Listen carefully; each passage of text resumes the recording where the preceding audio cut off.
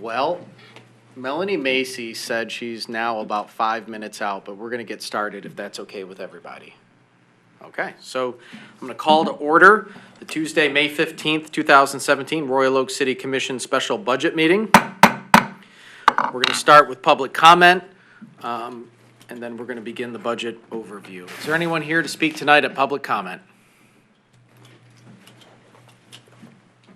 Thought I heard a cricket. No? Okay, great. So we're going to close public comment.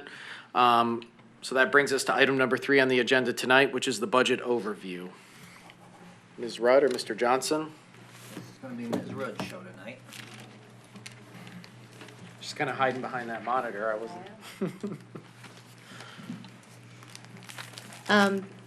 Just to start out, I just wanted to point out on page 12 and 13 is an executive summary. I'm not going to spend much time on that because really it's overall revenues and expenditure discussion, and we're going to look more at these things by fund because there are dedicated funding sources, and there's really not a lot of swapping of those funds, revenues, and expenditures that we can do. So just if you're interested, there's a general overview there on pages 12 and 13. Pages 21 and 24, and by the way, if people forgot their budget document this evening, there's some additional back here, if anyone needs to grab one. Pages 21 through 24 include the budget resolution that the city manager will be asking the city commission to adopt on June 11th, assuming there's no changes by the city commission.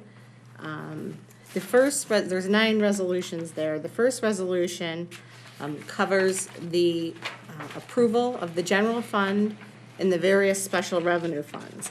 We do not officially adopt anything beyond the special revenue funds. Those are the 200 series.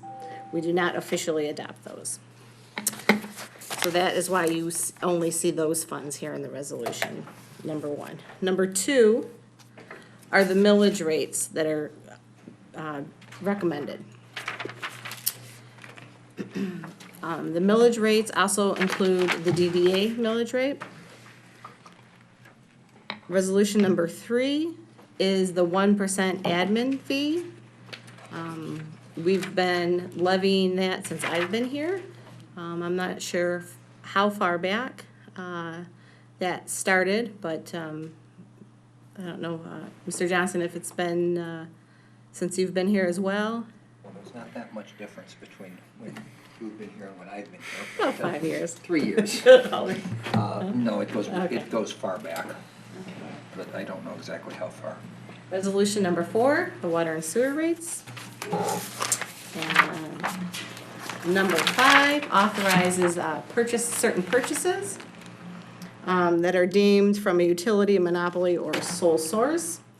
Number 6, authorization for purchase orders administratively without the approval of city commission, and that's up to $10,500. There is no change in that threshold for this year that's being recommended. Resolution number 7, that authorizes a transfer out of 25% of major street money over to local streets. We have not done that since I've been here. However, this evening, we're gonna talk about that a little later, that there may be a need for that, but we won't get into that right now. But it is not recommended in this budget, but there's, in another slide, there's a heads up where that may be requested in the future, depending on how some projects go. And then,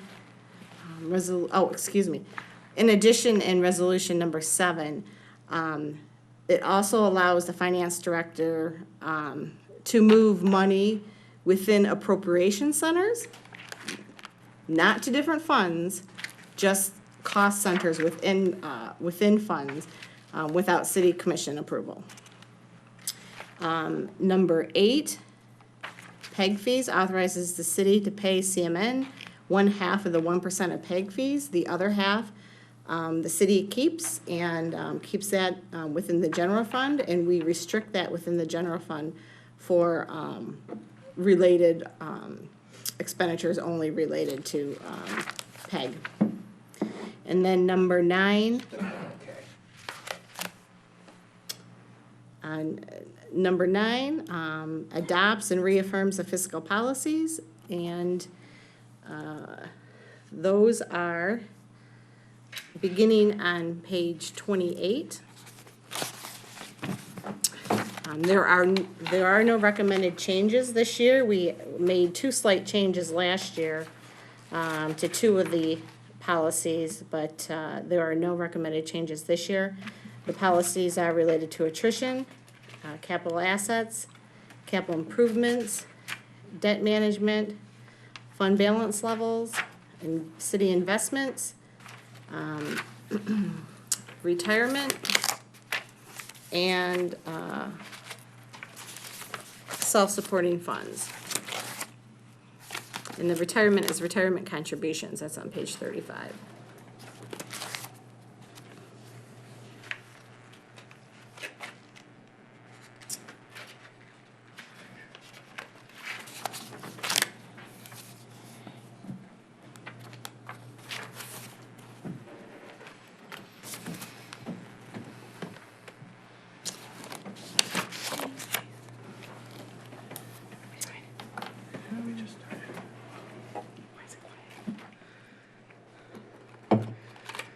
Page 47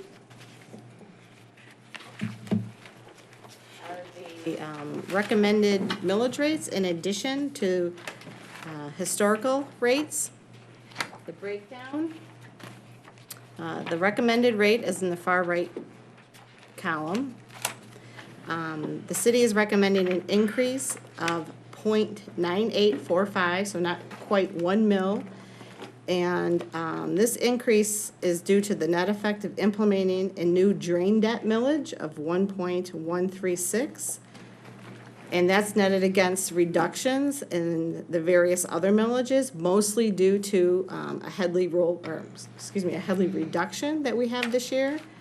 Our Headley reduction is 0.9911 for the regular city millages, and the reduction for the DDA is 0.9923. The DDA recommended millage is the maximum authorized at 1.6022. And all of the millages that have maximum authorized millages are being requested. The 18-19 inflationary factor was only 2.1%. So any growth beyond that, we had to take the Headley reduction, so that's why we see a reduction this year. Last year, we did not have a reduction on the DDA millage. This year we do. So the total millage would increase then by the 9.845 to 18.6234. I'm sorry, Ms. Okay, sorry, Commissioner DeBuck has a question. Just for everyone's sake, can you just briefly explain what the Headley reduction means? I can't. We're allowed to increase our taxable value by either 5% max or at the rate of inflation. That's calculated at an inflation factor that they determine how it's calculated. And this year, we were only allowed 2.1% increase. Okay, so when we, and it's apples to apples, you take out any losses and additions, so you're comparing the same properties from year to year, so it's somewhat fair in that regard. Once you do that comparison, we get that Headley calculation, which I had said was 0.9911. So we have to take all our maximum levies and reduce, times them by 0.9911, and that's our new max levy. So according to the state law, even if Royal Oak taxable values go up 10% across the board, we're not allowed to collect all that money. Our revenues can only go up by. Yeah, if it's not like new development, we're allowed to grab. Which is But, essentially yeah. close to the rate of inflation. Okay, thank you. Yeah, and maybe you can explain about remodeling and new construction as well. Sure, we're allowed to add that, so that gets pulled out of the calculation. So when we saw property values drop years ago to record low levels, it doesn't work on the downturn. So our taxable revenue that came in as a city dropped much more than the rate of inflation or deflation or whatever was the number at the time. But every year from thereafter, the rules that you mentioned as it relates to the Headley Amendment, notwithstanding new home development, new construction, for example, what we saw today, celebrating the groundbreaking of a new office building, notwithstanding new development coming into town, our existing property base can only go up the rate of inflation or 5%, whichever is less. Correct. Correct. Mike? Yes, Commissioner Lasser. Just a quick question with regard to the drain debt millage. Is that something that we will need to put in front of voters this fall? No, that is authorized by statute, state statute. And, I don't know if the city manager wants to talk about this, but this is, relates to the litigation that we had a couple of years ago, as part of the agreement, that we would pull our drain debt costs out of our water and sewer rates. So that was part of the settlement, so that's why we're here with the drain levy. So we're pulling these costs of about $2.8 million out of our utility costs when we determine the utility rates. So those rates are going down. So this is offset by utility rates decreasing. Is it going down dollar per dollar compared to the millage that we expect to generate? Yes, yes. Mhm. That's in total. That doesn't mean that every individual comes up exactly the same. This is I see it as a temporary solution because I don't think it's a very good one. What we think is a better solution is a stormwater utility.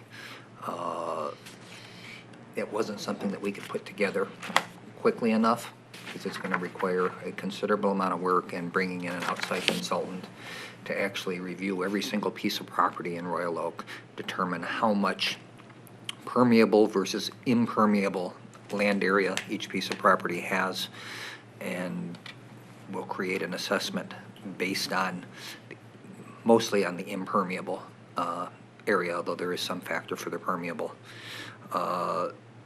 so that the actual amount of assessment ends up being under control of the property owner. Because by taking steps themselves, the property owner can eliminate the assessment altogether if they contain all of their stormwater. It's an attempt to actually measure how much water is flowing off of a property into the stormwater system and billing each individual for what they're actually contributing. Doing it on the tax bill is basing it on the value of the property. That's got absolutely nothing to do with how much stormwater any individual is contributing to the system, so we don't think it's a very good solution. We don't think it's fair. It doesn't encourage people to take steps to control their own stormwater, and it also gives us issues with tax-exempt properties, which under the current system, water bills, they pay for stormwater, but under the tax system, they won't. Commissioner Douglas?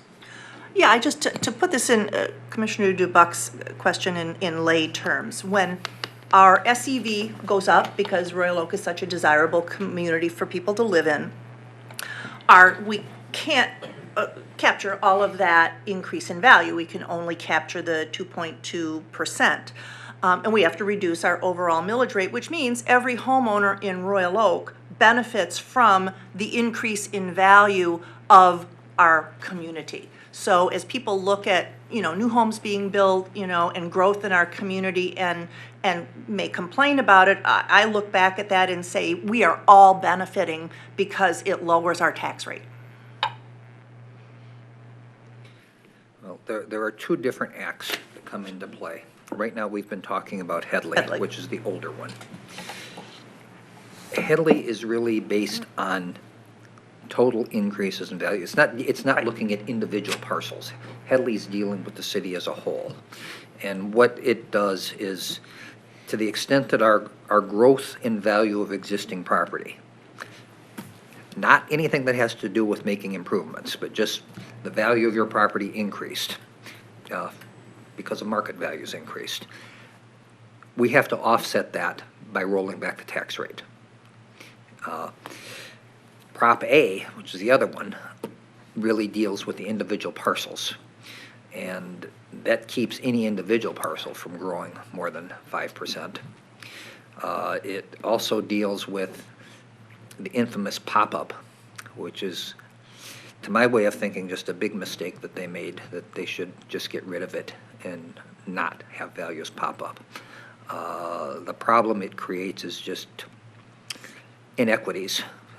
If you live in your house for a long time, your values have been suppressed by Prop A. If you sell your property to somebody else, that pops up to current value. But that's considered an increase in the value of existing property, which under Headley requires that the tax rate be rolled back to counteract it. So what that means is you pay more and everyone else pays less. Doesn't benefit the city at all, or the other taxing authorities. Thanks. Mr. Mayor? Commissioner Lavasser. And just to paraphrase, to make sure I understand it, basically for our pre-existing housing stock, property stock, the way it's designed is that as there's an increase in inflation, we basically our revenues would increase with inflation. But if the value of our properties exceed the rate of inflation, that's really when you see the Headley kick in and the adjustment that's made there.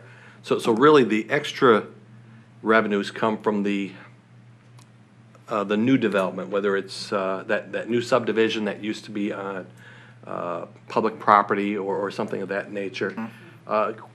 Conversation I had with the mayor several months ago, and we asked the question, what if you have a pre-existing home that is dramatically changed? Let's say you take a small ranch and you turn it into a colonial that's 2-3 times larger than that original ranch. How is that treated? Is that an addition in that situation? I can tell you firsthand, my tax bill went up significantly. Yeah, but the significance, just a Mike, is portion of that the in that renovation. particular case, your tax bill went up significantly, and we didn't have to roll back the city's tax rate because that was considered new construction. But it's only on the new part, only on the renovated part. Only on the new On the part. renovated yeah. So let's say you had a property that had a assessed value of, let's say, $100,000, and now the assessed value is, let's say it's $200,000. And you can attribute that $100,000 difference to the enhancement in the property. So if I'm understanding correctly, the original $100,000 is restricted to under Headley, but that additional $100,000 would not be restricted under Headley Yes. Right. Yeah, that's my understanding. In the initial year. in the initial year. And then it's all protected under Headley. And as a result of those investments, the Headley Amendment kicks in for everybody else and reduces revenues for the city. Yeah, one of the important things to keep in mind is Headley offers, it's limiting the city's overall ability to tax. It is not providing any protection to individuals. Prop A protects individuals.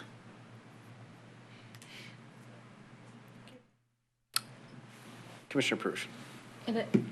And I believe also, unless I'm looking at it wrong, that when you get your individual tax assessment bill or tax assessment form from the assessor every year, it gives you the difference between what the value would be if it were uncapped, if it were sold, and the value that is being, that is actually taxed based upon Prop A and how it has kept the value down. Because we've owned our house since '84, And that gap between those two numbers keeps growing and growing and growing between what the value is under Prop A, which is what is taxed, the millage is applied to, and what it would be if a new owner bought it and then had to pay taxes on it. So if you look at your individual assessment thing that comes up in February, you can see the difference between the two. And ours is huge. And I think building on that point, I just want to underscore, especially to the new commissioners, and I asked it before, but maybe it's worth re-articulating. This is the Headley Amendment in Prop A, you know, understanding the merits of it so we don't tax people out of their homes and whatever is very noble. But when we saw the catastrophic events unfold with the real estate crisis, you know, in 2007, 2008, 2009, there was a short period of time when all of our assessed values dropped dramatically and there were no protections on the downside. So that meant city revenues decreased significantly from prior years, which obviously we saw cuts to our police department. We had issues there. We had to go for additional millages because as prescribed by the state, we only have a few tools at our disposal to raise revenue. And so now we're going to be spending the next, I don't know what the algorithms are. Julie Rudd is very smart at these things, but you know, one drop like that, doing nothing different, you're essentially spending 15, 20 years to dig yourself out of the hole to get to the same levels of revenues that you were prior. It's not years, 2 years, 3 years, it's a decade or more. And so, and we're not the only city that is suffering this. School districts, you know, we have a broken, in my opinion, financing mechanism for municipalities and for cities in this state. I did have a conference with the Michigan Municipal League, the South Oakland County Mayors Association. We just met here at Hopcat. It was our turn to host, but we meet and we discuss these issues and we rally together in Southeast Michigan to really talk about, okay, how do we, you know, petition state legislators to, you know, give us some freedom because our communities deserve better and they deserve better mechanisms that work for individual communities and school districts to raise revenue. So it's really, I mean, you can look at it, the caps and everything, but also keep in mind, we endured a terrible time when, for a year, property values dropped 25, 30%. Well, it was basically three and a half year. Yeah, 3.5 year period Of drops. but a significant one right out of the gate, but you're clawing yourself out. The most you can go is rate of inflation. And that's why, you know, we've had a concerted effort to invest in our community and make sure we diversify our tax base and, you know, bring new properties in and encourage investment because, you know, I can tell you when I invested in my home, not that I was surprised, I did the calculations, but when you get that tax bill, you're going over saying, all right, so pizza night has turned into spaghetti night. All right. Which kid isn't going to college? I'm kidding, but, you know, there are real costs here. And, you know, we need to be mindful of it, but, you know, we got to make sure we deliver the services that people want and need and expect out of the community. And, you know, I think we do a pretty good job here. Our staff does a really good job, but, of course, we have headwinds with the way state law, in most cases, handcuffs us to do the right thing on behalf of our constituents. Sorry, off my soapbox. Let's continue. There's a table on page 46, if you're interested, later you can go over, and it shows the history of taxable value and SCV, if you're interested. Page 49, just a comparison here on the recommended millage rate at the 18.6234, and that's non-DDA properties, compared to the current year millages of surrounding communities. We use the 17-18 millages of the surrounding communities because they're going through the same process we are. We don't know what their recommended millages are at this point. So we use their 17-18 millages compared to our recommended millage for fiscal 18-19. So the bars in the blue are communities that actually touch Royal Oak. And basically there are, I believe that's 9 communities that have, that touch Royal Oak that have higher millages. If you compare, if it's fair to compare the two, and then 3 lower millages, which is City of Troy, Birmingham, and Berkeley. I realize you lost some labels on this chart. Oh, yeah? Got some unlabeled bars Oh, not in my book. Not in my book. Yeah, I on don't see the it either. screen. Mine looks good. On the screen, too? Yeah. Actually, what I'm showing on the screen, that Oh, looks okay up there. Oh, yeah, your screen is messed up. Could you explain the color Interesting. coding on this graph on page 49? Blue is the ones that touch us. Green is us. Oh, I see Yellow that. are cities in the area that don't adjoin to Royal Oak, and the blues are cities that border Royal Oak, touch Thank our you. property line. This is how you read graph. Duh. Just gotta help you out. We don't do bar graphs in Michigan law. I thought you'd prefer those blue and yellow colors, Randy. Yeah, we do like that, don't we? Yeah, I why like did the we have green to one. make Royal That's Oak Royal Oak. green? Yeah. Thank you. Ms. Rudd. Go green. what's the wrong shade, right? Okay, so, back to taxable values, quickly. Our taxable, values actually increased 4.99%. Residential values, increased, in excess of the non-residential at 5.8%. Julie, are you on a particular page right now? Oh, I'm sorry, 44. 44, all right. I'm sorry.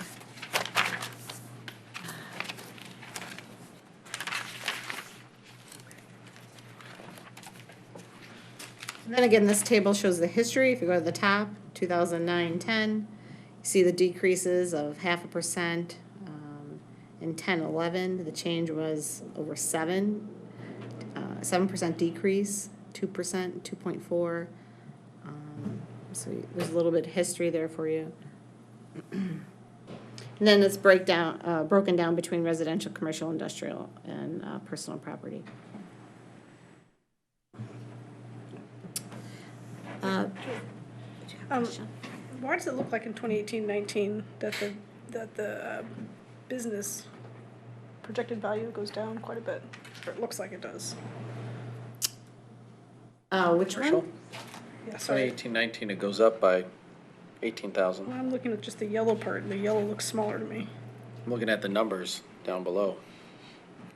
Oh, we're on a different page then. You're on page 44, it says by class. All right. So it goes from 405 to 424 almost. And commercial? Yeah. Yeah, what do you, AC? I think it's the change in personal that might make the, Yeah, it's combined. The non-residential is the commercial, industrial, and personal property tax. That increases total when you combine them, 2.3%. Yeah, personal goes down. Yeah.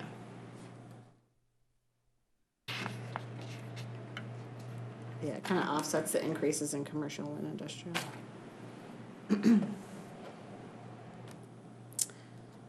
Okay, page 38.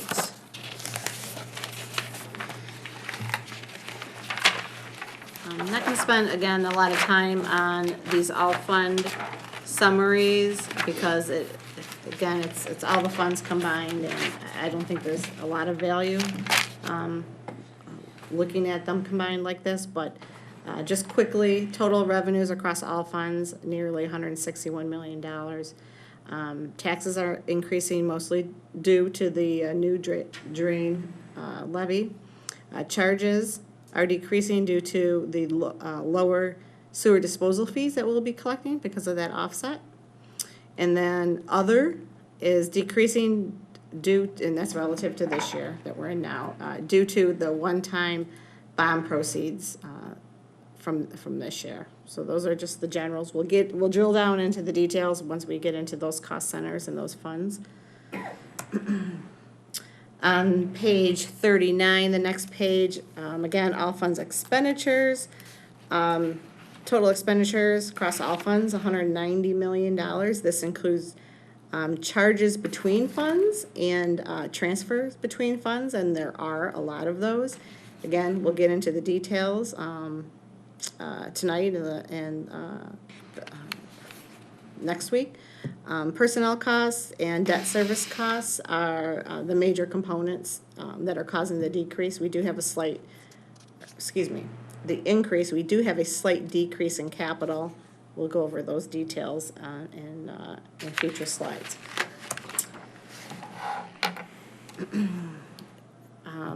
Just an overview of the capital improvements at this time. We'll get into the specifics this evening, a little later. Grand total for capital improvements, this does not include the city hall and the police department buildings, is $36.4 million. The general fund, about $727,000. Most of that is parks. We'll talk about that shortly. Major street fund, $3.7 million. Local streets, $6.5 million. Fire department, $185,000. Library, $130,000. Grants, $227,000. Auto parking, $18.5 million. That is the parking structure. Farmers market, $48,000. Water and sewer, $4.2 million. Ice arena, $75,000. Information technology, $241,000, and then motor pool, $1.8 million. What page are you on there? That's pulled out of page 13 on the executive summary. That's not my page 13 doesn't look like that. Oh, I see you pulled it. Yeah, it's a Okay. paragraph there, over on the left-hand side. I see. Capital improvements is bold. Yeah, basically that's just a summary. There's some details on what those projects are, but there's also a little more detail, when we get into the fund and the cost center. Okay.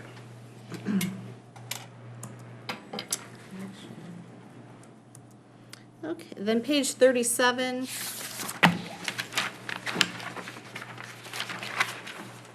Is the full-time employee table. This recommended budget requests 4 additional staff members, and we'll talk about the details when we get into those funds or cost centers a little more. 1 additional for the court, 2 for the IT department, and 1 additional full-time employee for the library. This would give a budgeted total of 334 full-time employees for next fiscal year.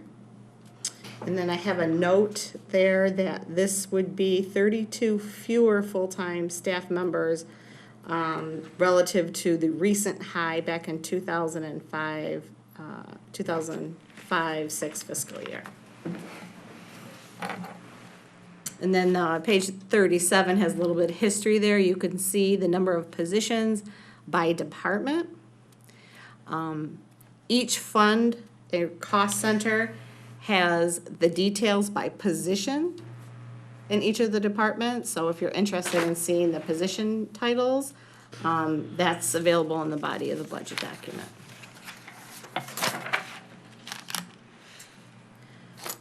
Okay, my next slide is the general fund, if anyone has any questions on the overview before I go into the general fund.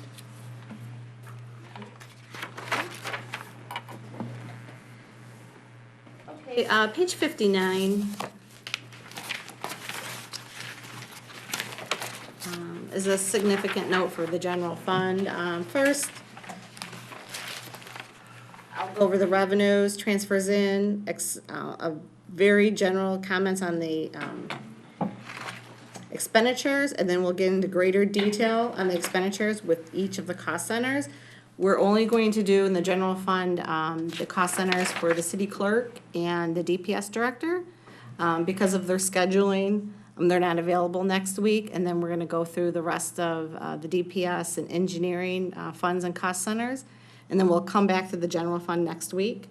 But we needed to get through the DPS director and the city engineers departments this week because they're not available next week.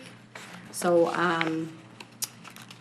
that's why the slides are situated the way they are this evening.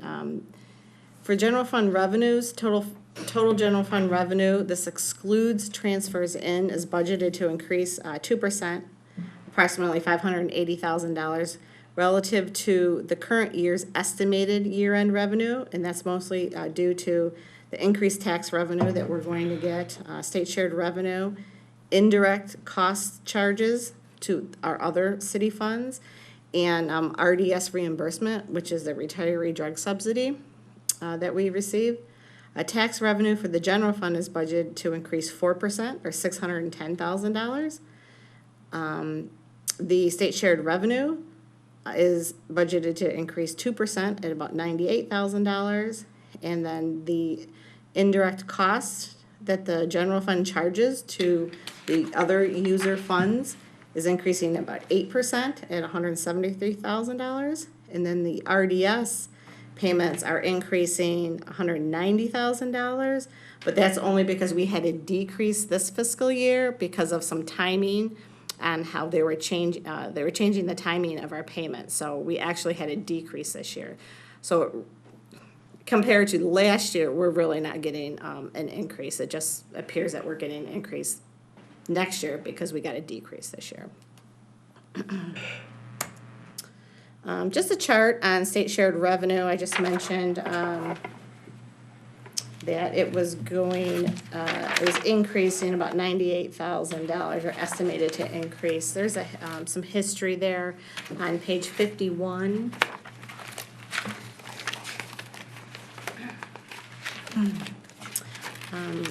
The estimates that I use is from the state of Michigan. They're estimating an increase of about $143,000. What the chart demonstrates is back in fiscal year 99, 2000, we were getting almost $2 million more than we received today. So it's our most recent high. You see bottom out there in 2009, 10, but it's been slowly increasing.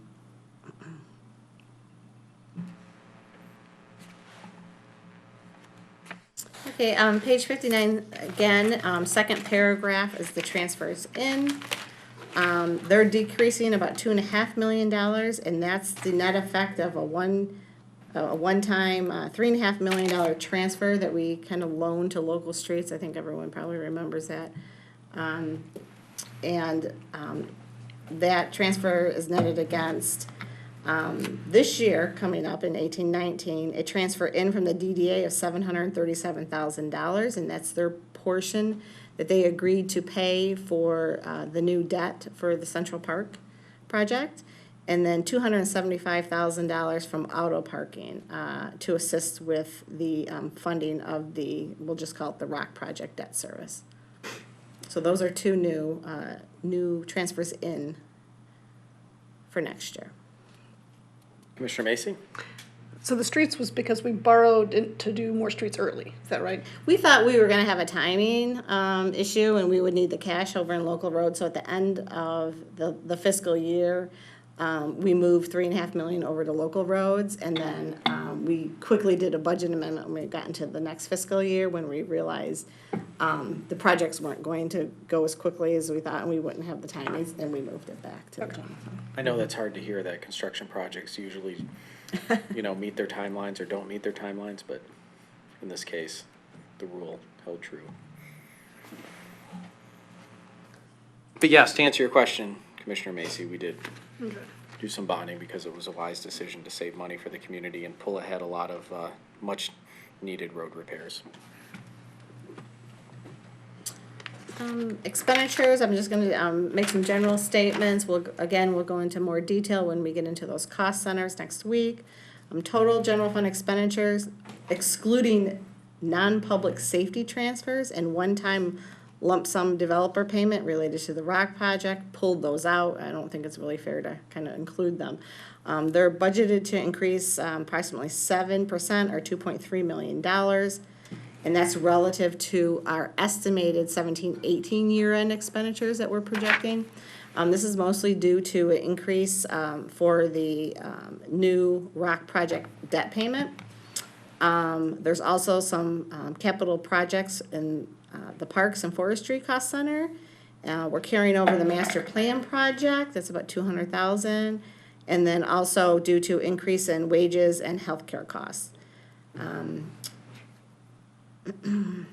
The estimated future year's budget assumes that there is, the rest of the paragraph there is not future unfunded accrued liability contributions for the legacy costs. So basically, what the forecast shows is we're paying our debt payments, we're paying our normal costs, and then we're paying our ARC for our police pensions. Okay, there is no additional contribution assumed. We're assuming we're making our assumed rate of return on our investments. And also, a note I have there as well, I believe the wage increases are 2.5%. That's also assumed in the forecast as well. Mike? Commissioner Lavasser. With regard to those investments and the cost of the retirement accounts, my understanding is we are due for a review of the assumptions that we have in setting those figures that we need to meet. Is that your understanding as well? Yeah, that's correct. The retirement boards just went through an RFI process for actuary services, and they selected an actuary, so that is their next step. They couldn't really start that experience study until they selected. They were doing a due diligence RFI. They do that every 5 years.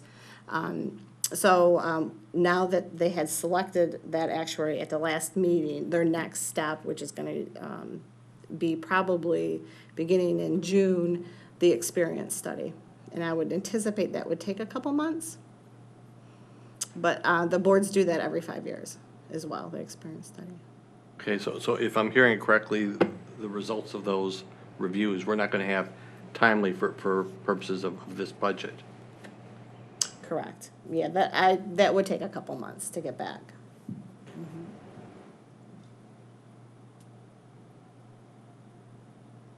And we didn't have them for last year's budget either. It's done every 5 years. Any other questions? Okay. Okay. Okay, and then transfers out, same page, and that is the second to last paragraph. Total transfers out are budgeted at just over $26 million. The transfer out to public safety is requested at $19 million. This is a $900,000 increase from the 17-18 estimated year-end transfer.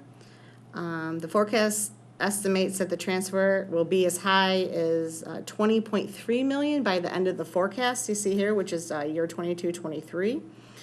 $350,000 is budgeted for the transfer to the senior center. We've been doing that since we had the police millage. It was part of the plan that if we got the police millage, that we would be afforded the opportunity to shift $350,000 from the general fund over there because their programming revenue was not meeting their expenditures. So just want to mention at the end of the last year of the forecast, 22-23, it is estimated that the general fund will need to transfer over about $450,000 to the senior center. The 18-19 budget also requests $15,000 for the Commission for the Arts to transfer over to the Roots Fund. And the fiscal year 17-18 estimated year end provides for $2 million to the capital fund for the WROK project and nearly $4 million in fiscal year 18-19. So that's 2 different years for a total of $6 million. So they both say 18-19 in the budget. Okay, it's 17-18. Thank you.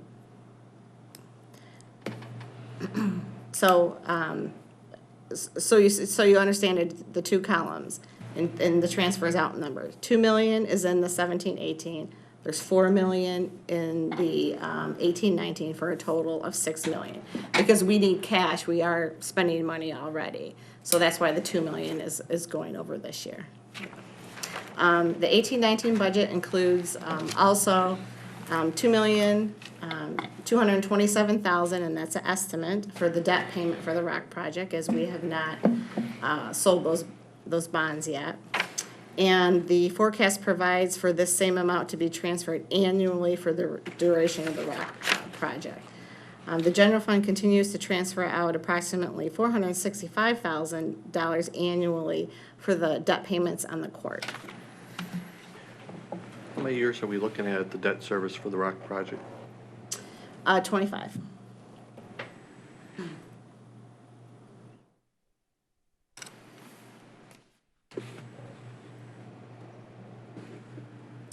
Okay, and then the last paragraph on. Commissioner Gibbs? Oops, I'm sorry. Sorry, how many years are remaining on the court debt? If you, I think 5, but I can get back with you. okay, thank you.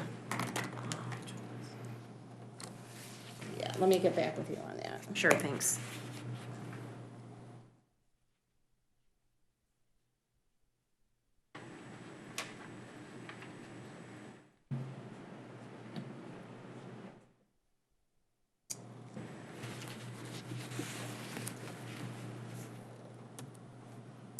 Okay, and then just real quickly on the general fund balance, the 18-19 budget, recommended budget, requests the use of $5.3 million from fund balance as a source of revenue to offset expenditures and transfers out.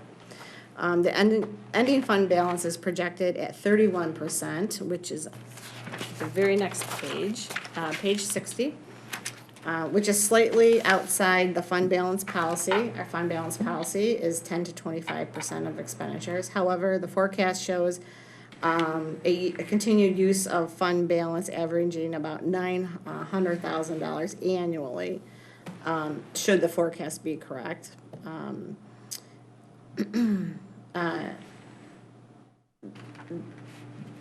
The final year of the forecast ends with a fund balance of about $9.6 million, or 24%, so it's still within the policy level.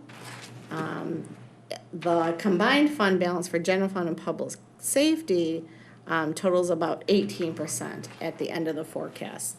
A few years ago, we started combining the public safety and the general fund, fund balance, together on this page, again, page 60, because the police department used to be in the general fund, and really the only reason that it's separated into a separate fund is because we do have that dedicated millage, and it was for really, for accounting purposes, wanted to keep it separate and going into the separate bucket. So that public safety millage comes into a special revenue fund, which is outside the general fund.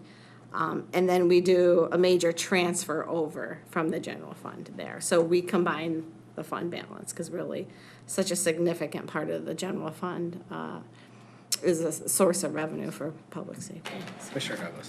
So as we look at the numbers for our combined fund balance over the years, we see it falling steadily every year. We have a ways to go before we reach the minimum of 10% of expenditures, but still, what light is there at the end of that financial tunnel for us?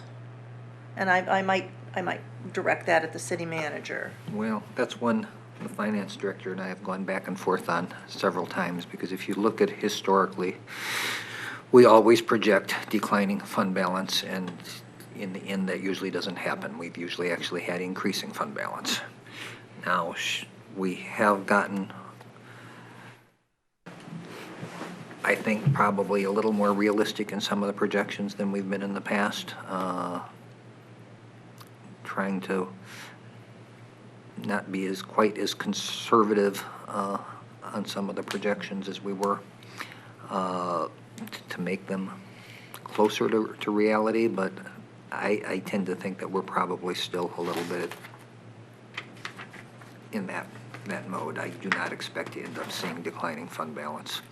For one thing is, if it actually starts to happen, we can control it. I mean, because the projection shows projects a decline every year. So, I mean, again, I asked, what do we think is going to keep that from continuing to decline? Just closer, tighter budgeting? At what point do we tighten that belt? Well, to begin with, we typically always tend to underestimate revenues and overestimate expenditures. Two is, most of our budget is personnel. And if we get to a point again, as we did once before, that we really are seeing a situation where expenditures are exceeding revenues and look like they're going to do that for some period of time, we start reducing employment. Yeah, 6-7 years ago when we first did our budget meeting, I thought for sure we wouldn't be sitting here today based on the initial projections that, we were going in the hole, et cetera. But, the reality is that a budget is, look, in the private sector, it's supposed to be relatively conservative, if not ultra-conservative, especially looking in outward years. We're stewards of the people's money. We can't have budgets that are optimistic. They have to be pessimistic in nature. But, like City Manager Johnson said, I can tell you over those 7 years of sitting up here, we've always made adjustments. We've had a few unexpected expenses. We've had some unexpected revenue. We've always found a way within our control to manage it moving forward. But I will say, looking back, maybe Commissioner Dubuc can also reflect on that, and probably Commissioner Perush from her years of service up here as well. It's important to have a conservative budget, but we can't take it lightly because we do have to plan for, in my opinion, a pessimistic situation, and then when we have an optimistic situation, we can decide what to do in those cases to either lower the millage rate or invest in things that people are demanding we invest in. Commissioner Dubuc. Yeah, agreed. I would say, since we've been here, we've being hyper conservative 5, 6, 7, 8 years out, allows us to monitor the situation as it develops, and then 2, 3, 4 years out, make those adjustments you're speaking about. And generally, as we've gotten nearer those 3, 4 year forecasts, we've seen that we are still solvent and bringing in the revenue to cover our expenditures. But the hyper conservative estimates we're looking at keep us on our toes. Mm-hmm. Commissioner Perush.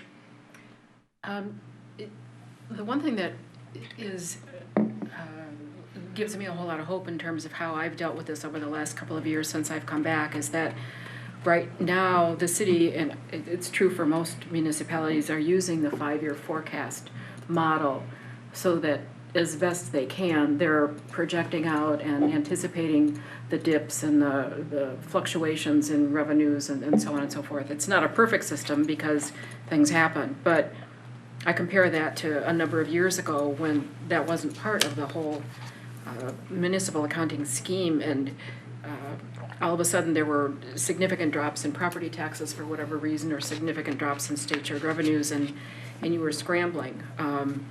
I think it was in the 83, 84 budget year. I'm really dating myself now. The dip was so significant and we couldn't recover from any other way that we actually had layoffs, significant layoffs, including police and fire, which usually is you just don't touch that. You do everything else before you touch those departments, and there was no way to avoid it.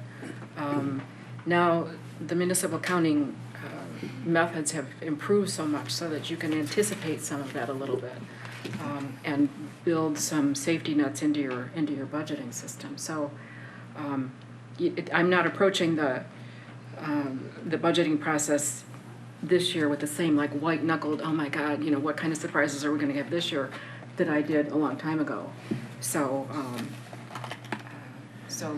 and that's good, and that's because the municipal finance system has evolved over time, and everybody's gotten better at budgeting and so on and so forth. So there aren't the scary scenarios that there used to be. I would point out that when I came here in '05, the '05-06 budget, which had already been adopted, was the city's first multi-year budget. It was just a 2-year.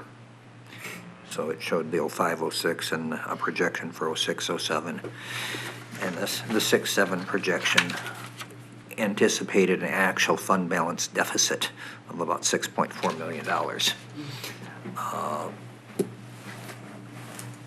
We didn't let that happen, and you can see the kind of number we've got in fund balance now, especially if you combine both general fund and public safety, because back then it was all in general fund.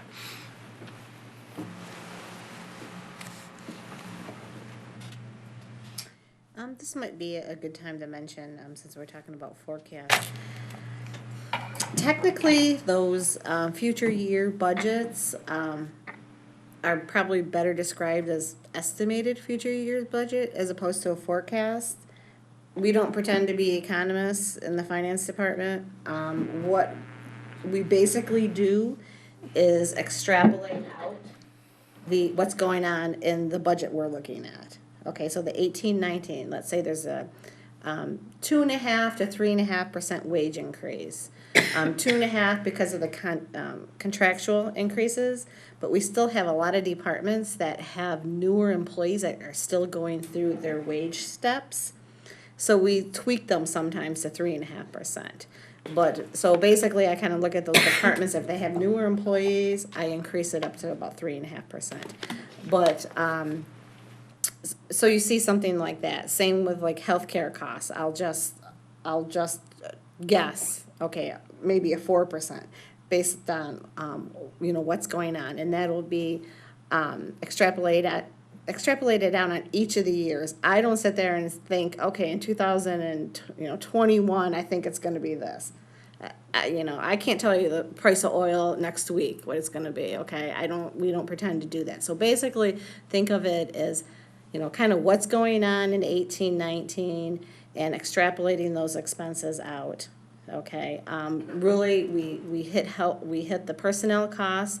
We don't really increase supplies, office supplies, things like that. We hit some of the major ticket items, and again, push those out throughout the year. So I use the word forecasts and projections, and technically, as those are defined, that's probably not the right word to use, but it's quick, it's easy to say that rather than saying the future year's budget or whatever. So we kind of use that term loosely.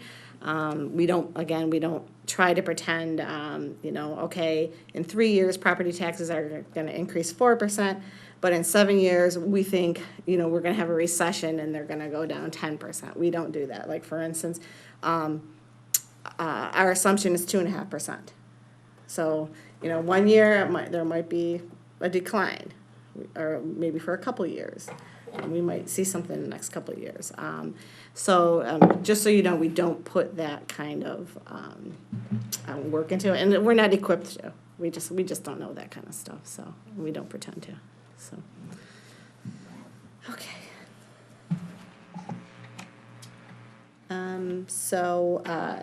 Here, I don't know if I mentioned yet, the combined fund balance is 18% at the end of the forecast. I don't know if we talked about that.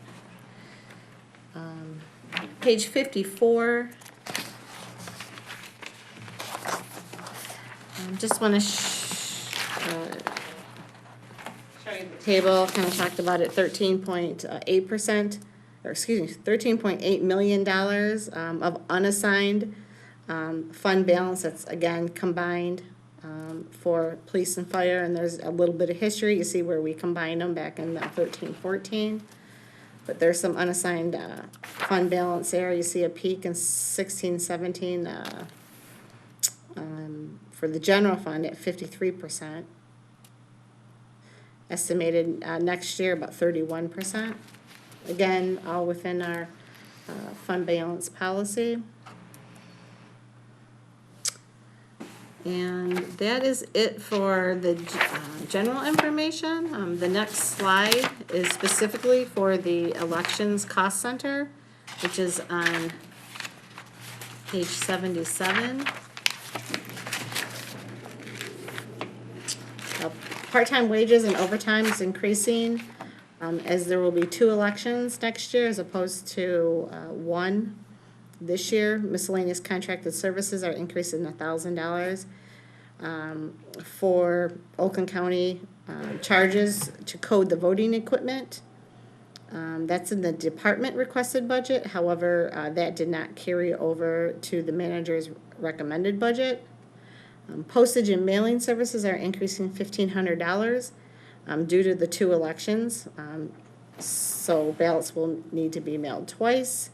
And then $90,000 is requested for a high-speed image scanner to process absentee ballots.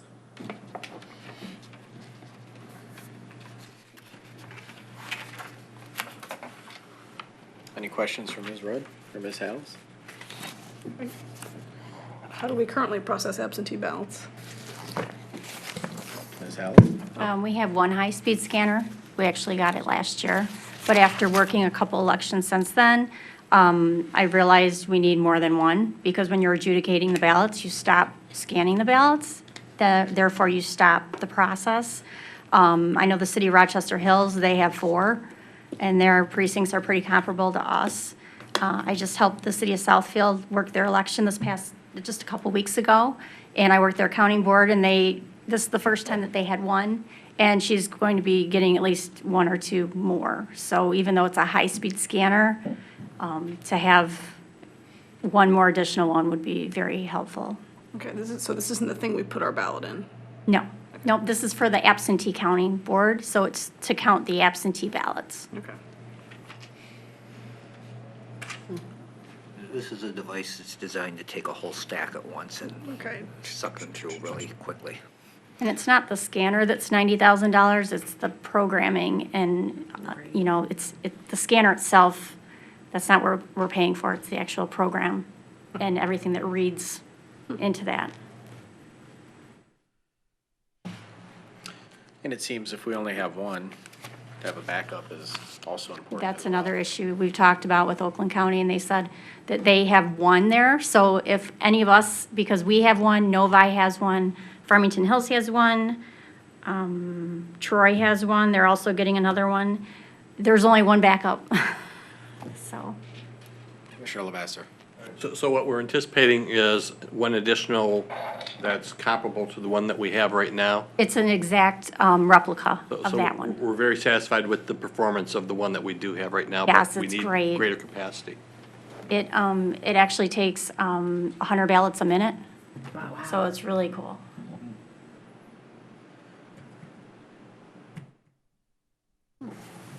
Okay.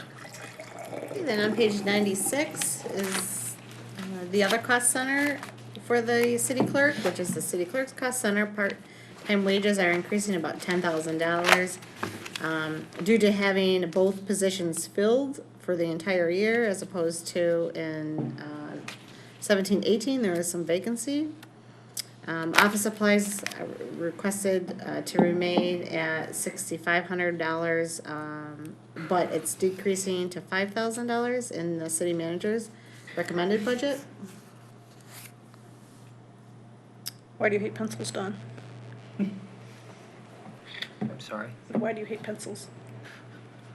I prefer pens. Don never makes a mistake. We don't need erasers then, right? That's right. Just a lot of scratching out instead.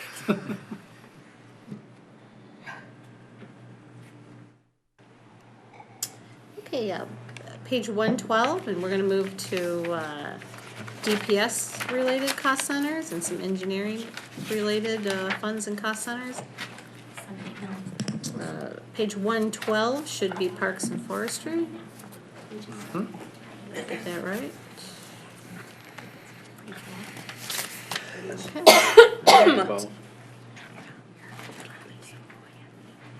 Well, The development of Normandy Oaks will be a primary objective during the coming year for the Parks and Forestry Department. Costs are not included in this budget. They are included in the Parks Capital Fund we created a few years ago. So all that revenue is captured in that fund and then will be expended out of that fund. But for this cost center, overtime is increasing $23,000 relative to 17-18 due to field prep work and installing play structures, which often is done on weekends and after hours on overtime. Uniform and gears increasing a little over $1,000 due to recently added new employees. Safety gear is decreasing a little over $3,000 due to one-time purchase for tree climbing gear this year. Tools and hardware are requested to decrease $6,500 due to purchasing chainsaws this year. However, the city manager's recommended budget is only decreasing $4,500 to $7,000. Sand, gravel, and slag are requested to increase $8,000 to renovate grass infields for the baseball diamond, but in the manager's recommended budget, it's increasing $3,000 to a total of $25,000. Water is increasing $15,000 relative to the 17-18 original budget, as the irrigation of parks is going to increase. Then the capital improvement projects, we have a tennis court resurfacing at Dickinson Park for $17,000. Mark Twain parking lot paving for $75,000. Warden Park lighting replacement, $325,000. Kenwood Park play equipment upgrade, $45,000. And Upton Park soccer field development, $75,000. Question? Commissioner Perush? I think this is the first time I've seen in the budget water irrigation of parks. Greg's here. What do we Mr. irrigate? Rassel. What do we irrigate in the parks? We have an irrigation system at Quick State Park. Oh, okay. So For the that soccer pay field? for the soccer fields. Oh, okay. And there's also an irrigation system at Memorial Park that we pay for water for that field as well. Okay. Our water budget tends to be erratic with the weather. Yeah. Some years we don't water as much, other years we water more. Yeah, it depends on the weather. Okay, so it's actual, the, It's an actual water bill that water we get. cost. Yes. okay, all right, thanks. Any other questions for Mr. Rassel? While he's up here. I'll be here all night. All night? All right. Hopefully not. We're not going to be. That's because he wants to be in Alaska next week.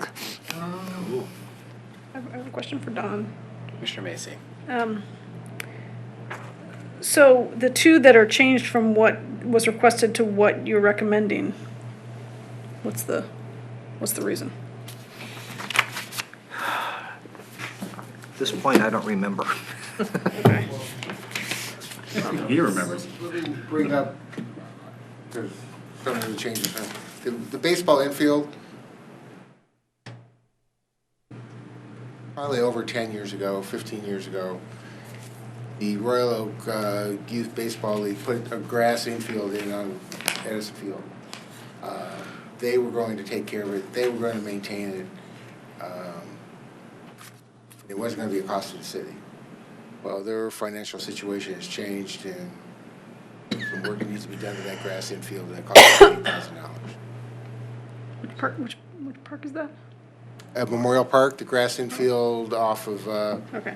the big ball diamond, just clear the service drive. So that's what that $8,000 for, is to do some work to that infield, to get the grass infield up. Okay. What about, do you know why, so you requested an We increase? had an estimate of $8,000.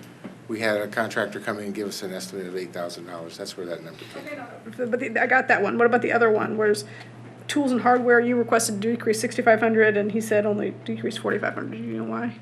I don't know why he made that decision. Tools and hardware, usually when we buy out of here is things like backpack blowers, the weed whips,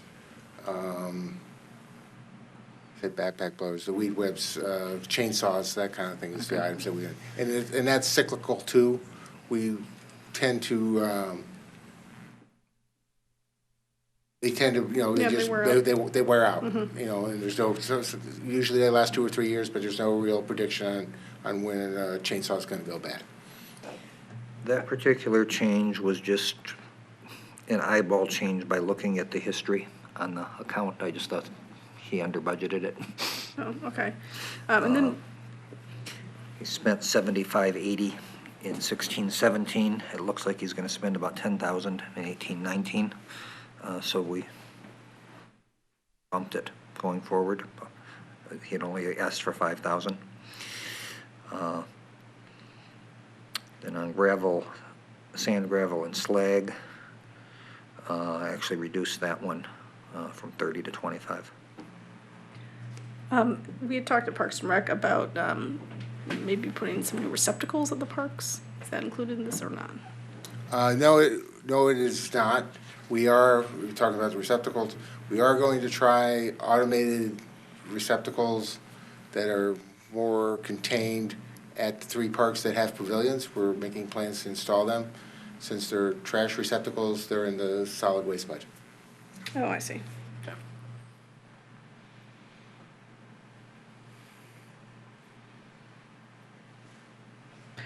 And this, why was Upton Park selected for soccer, the soccer field development? I beg your pardon? Why was Upton Park selected for soccer field development? Well, it has a large field there, and we would like to try and get Upton Field so we can get a smaller soccer field in there. It's been a goal, but we do have an issue of whether it'll fit or not, because there is some power lines that run through the center of that park. Okay. All right, sorry, I'm done.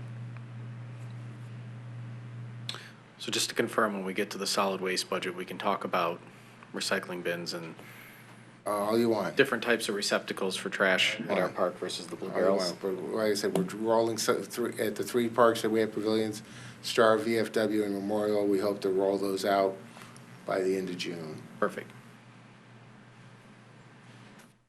Any other questions? All right. 130 is engineering.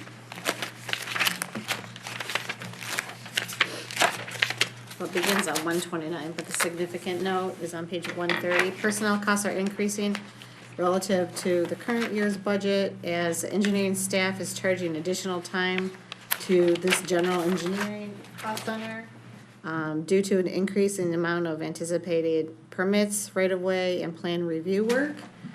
Otherwise, when they're working on a project, they code their time to that capital project. $75,000 is going to be carried over from the current year for an environmental sustainability plan. Any questions from Ms. Rudd or Mr. Callahan? Commissioner Bruce? Does this cost center generate its own fees, or are those, most of the fees for right-of-ways and permits and so on, does that come under some other cost center? No, all of our permits, plan reviews, they do generate fees and they are deposited into the general fund. So I'm not sure if the revenue portion of this is shown somewhere that Julie can point out, but No, we only have a general bucket for the general fund. We don't have, the revenues don't get allocated to cost centers. Okay, okay. but it does generate, every plan review, every permit generates a fee that we use to charge our time to on our timesheets. Okay. So pays for the labor involved. Do you anticipate that those fees are gonna go up this year, or are they gonna stay the same, or? Typically, you see those in a commission letter, it'll be coming out in June. They don't go up very often or very much over the year because they're based on the reviewer's pay rate at the time. So this year, I've only preliminary reviewed them, but they're not going up very much at all. Okay. All right, thanks.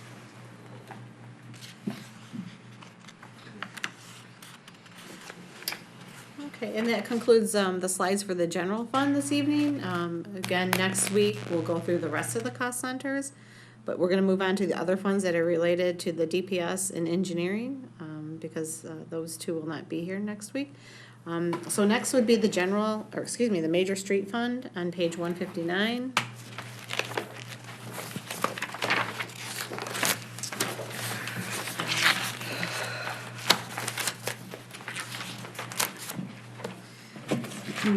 So, using the state of Michigan's distribution formula for Act 51, budgeted for the Major Street Fund is $4,529,000,000. This is an increase of about $300,000. The same page, you see, in the middle of the page, you see the fund summary and the forecast, total revenues and expenditures and, ending fund balance. And here, the recommended budget is requesting to use $1,080,000 of fund balance. The forecast for this fund is pretty stable. However, it's estimated that a transfer to the local road fund may be needed in future years. And you'll see that in a few slides because of the projects they have planned. So I just want to give the mayor and the commissioners a heads up that we may be transferring some money over to local roads. And certainly, you'll see it by way of a budget amendment, likely. I do have some authority to move some money over, but typically, even on the enterprise funds where we can adjust some money, we don't need an official amendment. We still include that on the budget amendment, so you're aware of it. Depending on also how much will be transferred over, but, so you see a pretty, healthy fund balance there, throughout the years. So unless something changes or some, bids come back different than what we're anticipating, we probably, will need to move some, money over to local roads. On page 150, this is the major street fund again, but it's the routine maintenance cost center. Asphalt is increasing $2,000 due to anticipated price increases and the amount of workload. Construction engineering services are increasing $100,000 for asphalt skin patchwork. And then consulting engineer services are increasing $20,000 for a potential traffic signal design services.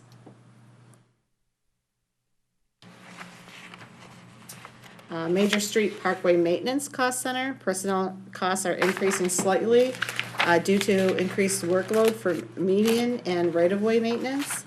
Contracted services are increasing $3,000. To include rain garden maintenance.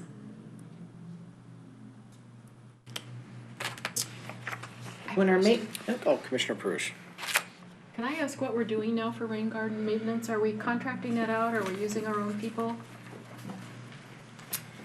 I know that was an issue when they were constructed. We were wondering about how we were gonna maintain them. Yeah, this, for the first couple of years, we're gonna contract it out because it's important. There's a lot of replacement that has to be done in a timely manner because some of the plants don't make it through the life cycle the first year or two until the beds fill in. So we are contracting that maintenance out to make sure that it happens in a timely manner because there is just a window of opportunity that you have to get in there and make those changes, taking advantage of Michigan weather. And is that usually done in the spring or in the fall? It's going to be done, we have budgeted for the replacement of the plants in the spring, and there will be a cleanup and a cut down in the fall. Okay. Okay. Thanks. Okay, the winter maintenance on page 153. Personnel costs and motor pool charges are anticipated to decrease next year relative to this year, because this year was a pretty heavy winter. And that he's not anticipating that next year. Page 154. Nice. I think it's 68. Wrong page. 150. It's 168, right? 154. Let me see. I got 154 here. Traffic control for major streets. Oh, yeah, you're right, 154. You might be on local. You know what, I did flip over to local when I was looking for it. We'll be there shortly. Personnel costs are increasing due to increased workload for sign work. Sign material is requested to increase $2,000 for Campbell Road project that will require replacing the traffic signs. Pavement paint material requested to increase $10,000 to purchase a replacement paint machine. Contracted services requested to increase $60,000 in an attempt to move pavement marking painting to a spring schedule, which will result in painting being done twice next year. However, future years will only have painting occur in the spring.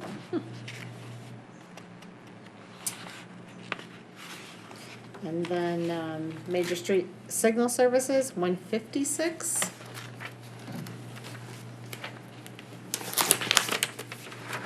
Overtime is increasing $3,000 due to increase in workload for traffic signal repairs. Traffic signal repairs are increasing $10,000 as costs vary greatly depending on how often signals are damaged in accidents. And then page 161 are the capital projects. Nearly $4 million is requested for major road projects. $5,000 for surveying services, $200,000 for signal upgrade, Campbell Road resurfacing, $1,058,000, North Main Street resurfacing, $57,000, North-South bike route, $750,000, 14 Mile Road resurfacing, $348,000, I-75 widening, 20, joint ceiling, $130,000. And then we have Gardenia, $1,215,000. This project deviates from the CIP for timing. This was pushed out a little further. Now he's hoping, Mr. Callahan's hoping to get that work done in 1819. And then $200,000 for grant project administration. So I have a question about the I-75 widening, $20,000. This is your sidewalk there. Is this the sidewalk? No. That's a joke. Go ahead. Oh, maybe Matt or Mr. Callahan, you can help us out regarding, I thought we had a special bill passed that, Well, we still have staff time that's involved with Okay. dealing with MDOT and their contractors and answering complaints, and this is supposed to start very soon. So, a week ago, I spent an entire day down at MDOT that, I don't have a funding source to charge my time to, and we really want to keep it out of other types of funding sources. You want to track that. So we created this special tracking number, CAP 1999, for that, so we can keep track of it. Yeah. Because although it's not There a may be some- disbursement to yeah. the project, there are true costs to managing it because it's bulldozing its way through our community. Yes. Sorry for the pun, Commissioner Macy. The traffic signal upgrade, is that like a city-wide improvement? Is that focused on some areas? What's happening with the traffic signals? Which one are you referring to? CAP 1401. Traffic signal upgrade project. Well, we have an unbudgeted traffic signal. We're supposed to be looking at 11 Mile and Williams. We've been putting in a traffic signal in our budgeting on a regular basis because it seems like every year we seem to have to do one. So it's not a designated signal. We use that money for whichever one comes up first. Okay. Commissioner Perush? Just two things. I'm so glad you moved up the Gardenia resurfacing from when it was originally scheduled. I go down there practically every day, and it's like a washboard. I mean, so I'm glad to see it moved up to 1819. The other question I have concerns the Grant Projects Administration. Yes. What does that involve?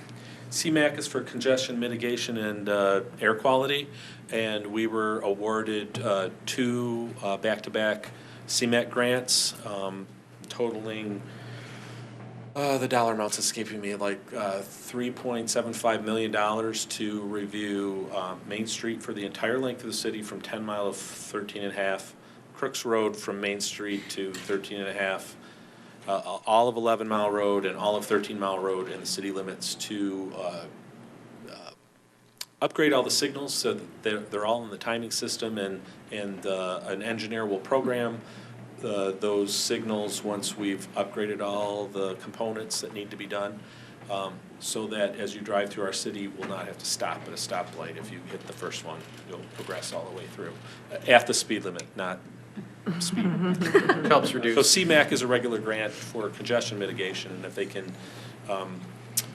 time all the signals to work in coordination with one another, that reduces congestion and saves air quality. I would add that I want to say 9 of the signals will be totally rebuilt, and the rest of them will get some sort of upgrade, whether it's a timer in the cabinet for some of the newer ones, or an entirely new cabinet.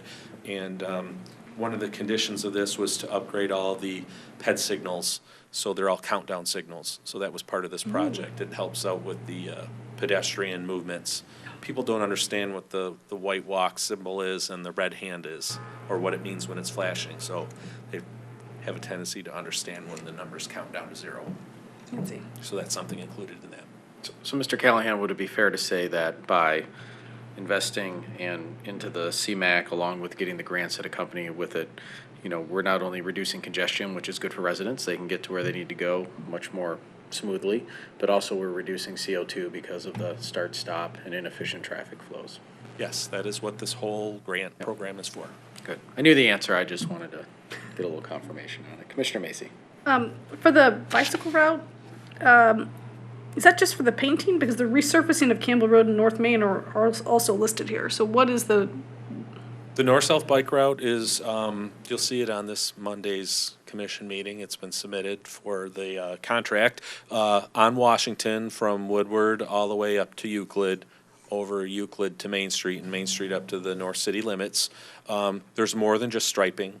There's pedestrian islands in the middle of the road to make it easier for pedestrians across. There's one traffic signal that Euclid proposed to make it better for the cyclist to make that movement and turn and go left up Main Street.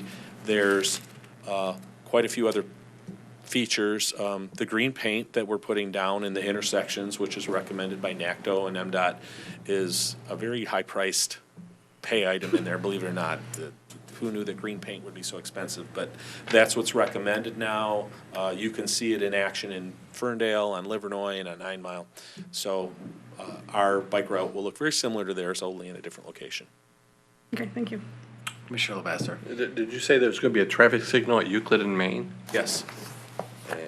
Is that going to be a typical time type thing, or is it going to be an activated type of thing? Or? It will have a bicycle loop in the pavement on Euclid, just west of Main. So as cyclists pull up, it will set the signal to, this is one of the signals that will be coordinated with that North and South Main Street CMAQ, so that it functions to not slow down traffic, but gives the cyclist an opportunity to make the left-hand turns and safely with no oncoming traffic.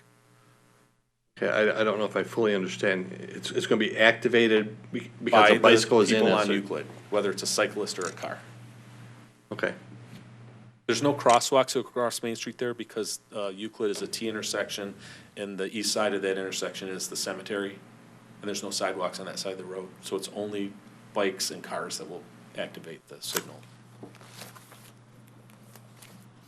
Commissioner Perush? Just one more quick question. The 14-mile resurfacing, is that for the entire length of the city portion of 14 Mile, like Greenfield to Crooks? That whole thing? That whole thing. Okay. And that's projected to get done in one construction season? Yes.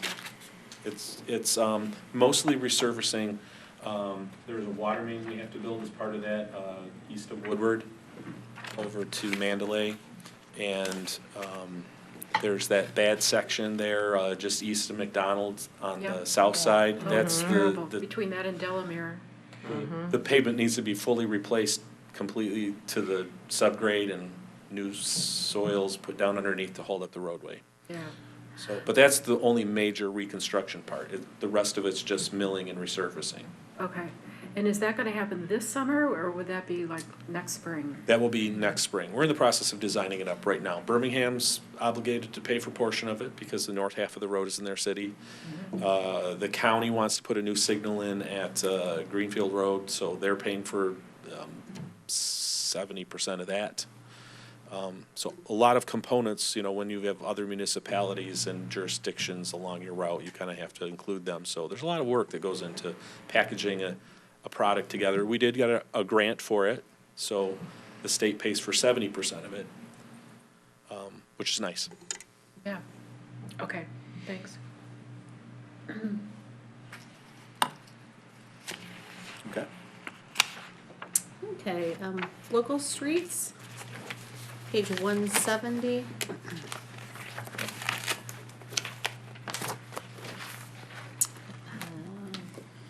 Again, using the State of Michigan's Act 51 formula for local streets, the increase for next year is approximately $100,000.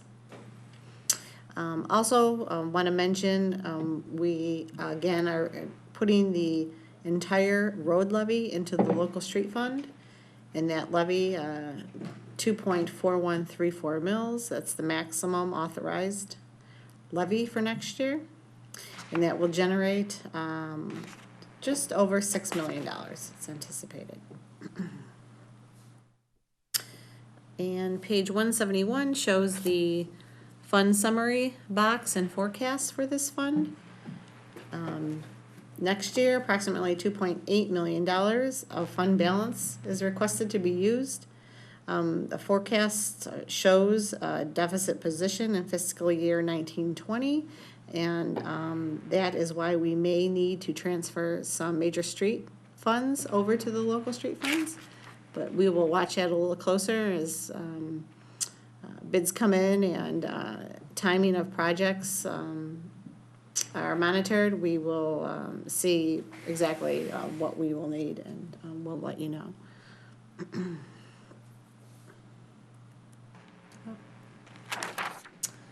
Okay, page 163. Routine maintenance. Consulting engineering services is requested to increase $10,000 for a potential traffic study on a local street. Contracted services include $20,000 for tree removal services, and motor pool charges are increasing based on estimated utilization.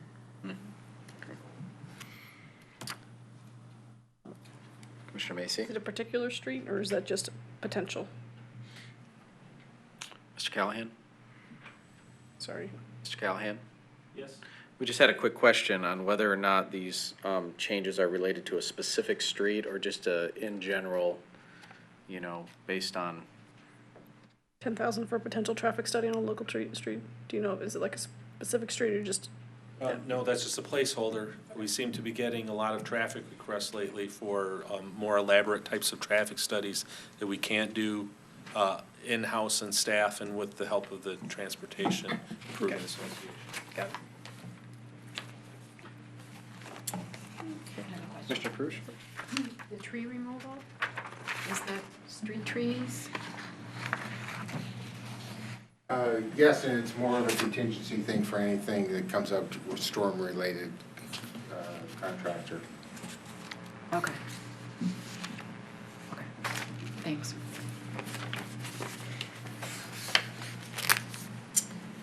Okay, page 159 is parkway maintenance. No, it's not. Nope, it is 65. 165. Overtime is increasing $10,000 due to anticipated workload for median and right-of-way maintenance.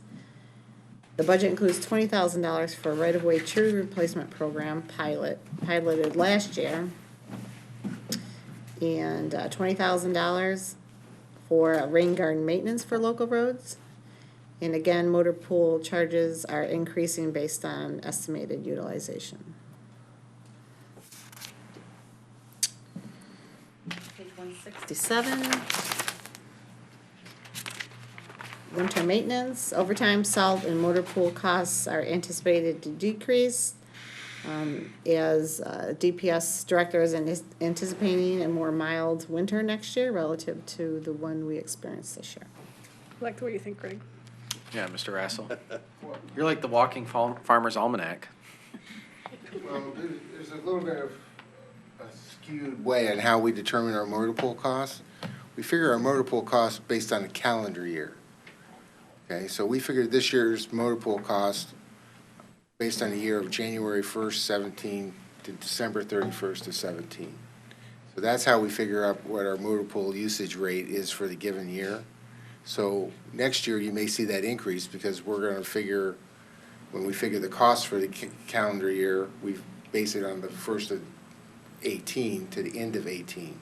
And it's done that way because our budget cycle, that we have to get information in, and we start this process in January to get to this point. So that's the reason why we can't match up the data in a timely way to do fiscal year to fiscal year. Mr. Rassel, what's our salt outlook look like? What's our inventory? Do we have a pretty good stock? We Plan on have ordering about much? 25 to 2,800 tons on hand right now. This past year, we made our maximum allotment, so we used about 6,000 tons of salt. Okay. Good. I mean, not good for, No, for not good not- that. not too good.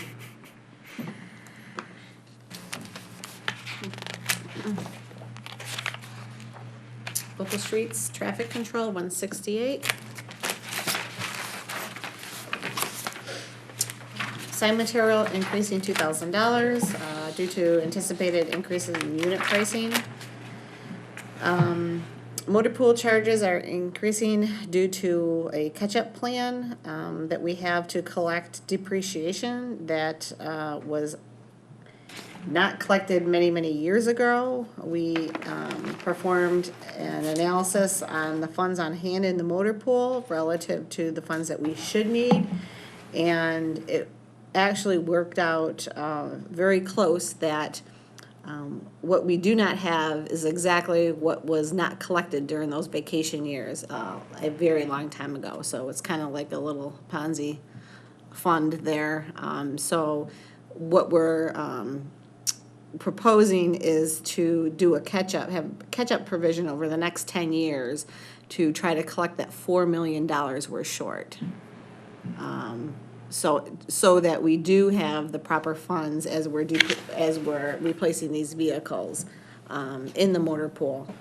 So certain charges on certain departments where there was a vacation, we're again spreading that over 10 years to try to collect that money. And then local street fund construction costs on page 173.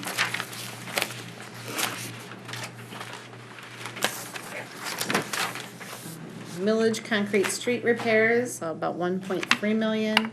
Road work, local road work for water-related projects, 535,000. Millage, the asphalt resurfacing, 2,444,000. Joint sealing work, 190,000. Road reconstruction related to the millage, 1,670,000, and then special assessment paving, 568,000, for a total of almost $6.7 million.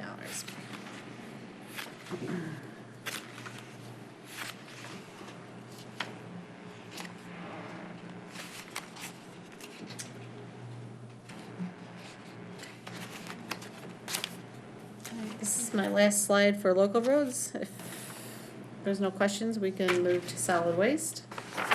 And that's on 192.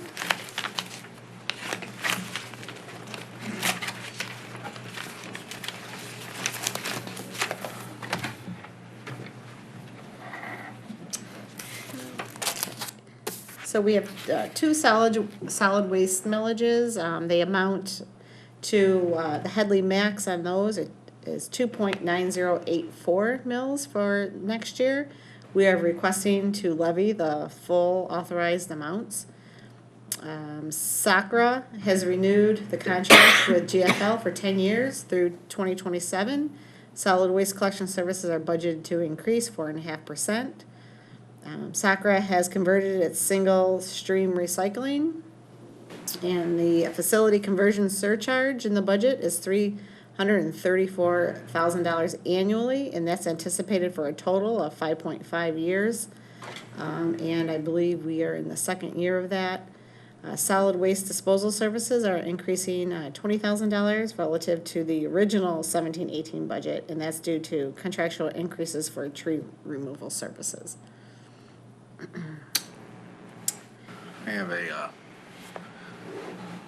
question for Mr. Rassel, or a request, rather. as we alluded to earlier, since we're talking about the solid waste fund. If you go into Madison Heights, as an example, if you go to their parks there, they have both recycle bins as well as waste bins that have the lids on them, which prevent, litter from blowing out, animals from infesting into those containers. I know we have the solid blue ones. We come by, we empty them, et cetera. With our 50 parks here, with the amount of blue receptacles we have, is there an estimate of what it would cost to get both, at least in our major parks to begin with this year, recycling containers as well as solid waste containers that have the lid to prevent? Well, we're experimenting, as I alluded to earlier. I believe we spent, I'm trying to think here. Yeah, those are the really high-tech ones where the pavilions are, but let's say Grant Park, for example. Well, we have are the old blue using, barrels. we are using the high-tech ones that are solar-powered, and they are compactors. And you can monitor them and get a signal, get a text alert, or look up on the website, and it tells you how full the trash can is, so that'll help help us on our response. Instead of just going on a regular schedule, we can Yeah, when it's full. way to do it. I do not have a number to just put a conventional drop box kind of trash can in. Yeah, the green Pac-Man ones. Right. Like our recycling bins that we have at our homes. We could look at something like that. Once again, we want something heavy enough that it doesn't disappear. Right. The green ones that you use in your home will disappear. I don't know who will take them, but somebody would. So we can look at making a more sturdy trash can kind of thing. Once again, the blue barrel exists because it was cheap, it's inexpensive, it's easy to replace, and it lasts a long time. Right. I think too, I mean, I appreciate that, and I think there's probably a solution here, but I think in the budget, I'd like to see something for recycling and whatever trash receptacle you recommend that has some sort of lid on it that prevents, when there's a big windstorm, it blows over our parks. It's a source of food for animals, things of that nature. And quite frankly, I mean, maybe this is me, being a little picky, but they're not the most attractive feature in our park. And if there's something out there that can, look a little bit more, I don't know how you put it, less campground, more recreation. We that would be definitely can helpful. pursue that. Okay, thank you.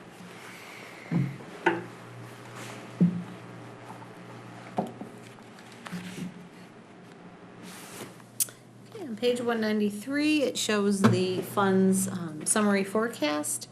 And as you can see there, it's pretty stable. There's some use of fund balance there of $180,000 this year, anticipated about $234 next year, $293. And then use of fund balance begins to decline there in 21-22. That's because that's when the surcharge ends halfway through that year, and so then you see the first year with no surcharge at all, which is 22-23, and you see there that operating revenues or the tax revenues pretty much match expenditures, and there's a slight use of fund balance there of about $76,000 that's estimated. And then you see there also the ending fund balances are pretty healthy for that fund still. Oh, I'm sorry, Commissioner Perush. In terms of the facility conversion surcharge, I'm assuming all the other communities in Sakra also are getting that. Is that based on population? Is it based on how much trash we generate? How do they calculate that surcharge? It's based on how much trash we create. Okay. And is it trash, or does it also include recyclables? It could include total volume sent to the facility. Okay, thanks.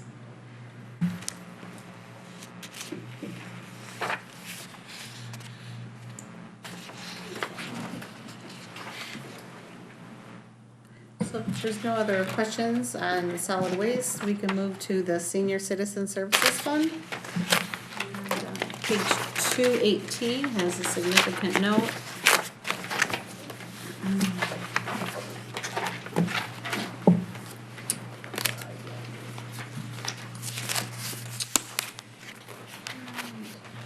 Building security services are decreasing $5,400 due to a one-time upgrade this year.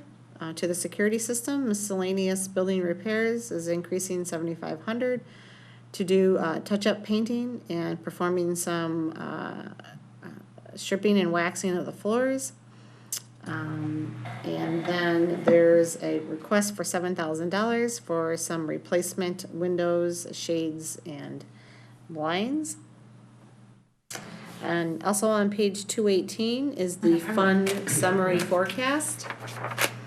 And each year in that forecast, $350,000 is transferred from the general fund over to this fund to help supplement the programming expenditures. With the exception, I mentioned a little earlier, in the last year of the forecast, it's anticipated that the general fund may need to move about $450,000 over. And still, you can see there, there is still use of fund balance, and that's pretty much bringing down the fund balance from $500,000 to about $100,000 over those 6 years. Commissioner Dubak. With regard to the senior center, I know we've had some conversations recently and in the past about equipping it with Wi-Fi. That's my question. And I'm wondering if that's been built into the budget. Is that something that we're planning for? And I know it's been brought up several times.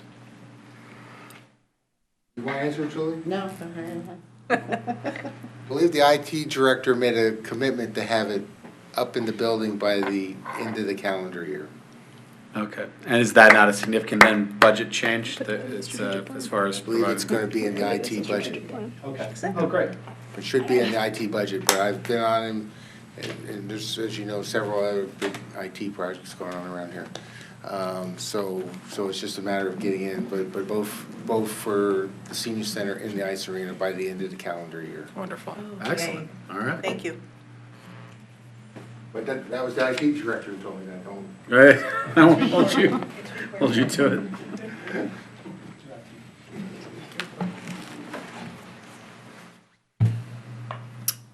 No other questions for this fund? We can move to recreation fund, which is on page 292.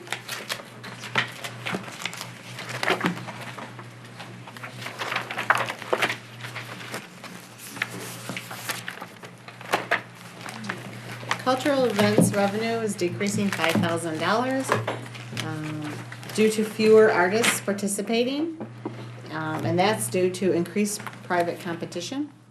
Youth sports revenue is decreasing $1,000 due to canceling karate classes due to low participation.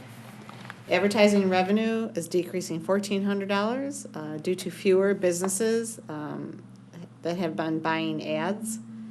Adult Sports League revenue is increasing due to increased fees and adding a kickball league. Adult fitness revenue is decreasing $5,000 due to less participation, again due to private competition. On the expenditure side, program supplies are decreasing $2,000, and again that's due to lower participation. Contracted services is decreasing $10,000, and that's also due to lower participation because those costs are a % of revenue. Commissioner Dubak. On the cultural events decreasing 5,000 due to fewer artists participating, is that in reference to the Art Explored Live program? Or Art Explored, what is that in reference to? Thank you. So the cultural arts is due to the art fair. So in the past, we've had about 100 vendors, art vendors that come in. Right now, we currently have 94. We're still taking more applicants, but at this current moment, we have 94. So due to lack of 6 missing, we're down 5,000. Okay, so that's not relevant to the Commission for the Arts or their budget for arts program. Okay, thank you. Commissioner Macy? Oh, sorry, this is for you again. So, I mean, it looks like we're losing some revenue due to some lower participating classes. Are we thinking about adding some classes that would maybe be more popular? Yeah, so a lot of people are going to their private companies. We've seen an increase in private companies running classes around Royal Oak. So we're always trying to increase classes that we have to offer, but then again, it relies on the participation or people who sign up for those classes. So if we offer new classes, and no one essentially signs up for them. And they end up getting canceled out. Okay, I have some ideas. Commissioner Douglas. What advertising, fewer businesses buying ads, where is that advertising displayed? So most of the advertising, from my understanding, was being displayed in the Insight. My goal is to try to increase the advertising in Insight and maybe throw some advertising on our fields that we offer. We do offer a lot of adult sport leagues, so typically in my past, I've had advertisements on sport fields, restaurants, bars, areas. They get a lot of exposure. We have about 100 teams in our adult leagues, so they go there, they see a sign for Buffalo Wild Wings. Bring your whole team in, get 10% off your meal. You can see an increase in advertisement that way. Good plan. So just maybe a more general question about recreation and some of the participation in our programs. I know you alluded to the private companies out there that may be siphoning some kids and adults into their programs, but just in general, at a 10,000-foot level, what are you seeing from a national trend, from a local trend? Is enrollment in general down in these sort of recreational activities? Are parents just not enrolling their kids, or is it really just a shifting from maybe our traditional programming to newer things? What do you see as far as mega trends in recreation in these activities? So what I've noticed is, particularly in athletics, is a lot of these kids' parents, a lot of these academies are showing up, so like baseball, basketball, AAU, lacrosse. So for instance, rather than in developing their children through our classes or through our rec programs, they would go to a special academy who their trainer is, I'm just going to throw out Miguel Cabrera. So if they can get training from Miguel Cabrera rather than training from someone who has played in high school or some kind of collegiate level, the notion is that they're going to go to the more experienced, even though It's a little bit of a shift from recreation to ambition. Right. Even though it may cost them in the long run a little bit more money, because these private companies charge about 50% more than what we would charge, they feel that the 50% increase is comparable, or not comparable, but Worth the value. value for the expertise. And that's just what I've noticed throughout the entire, where I came from in Florida, here as well.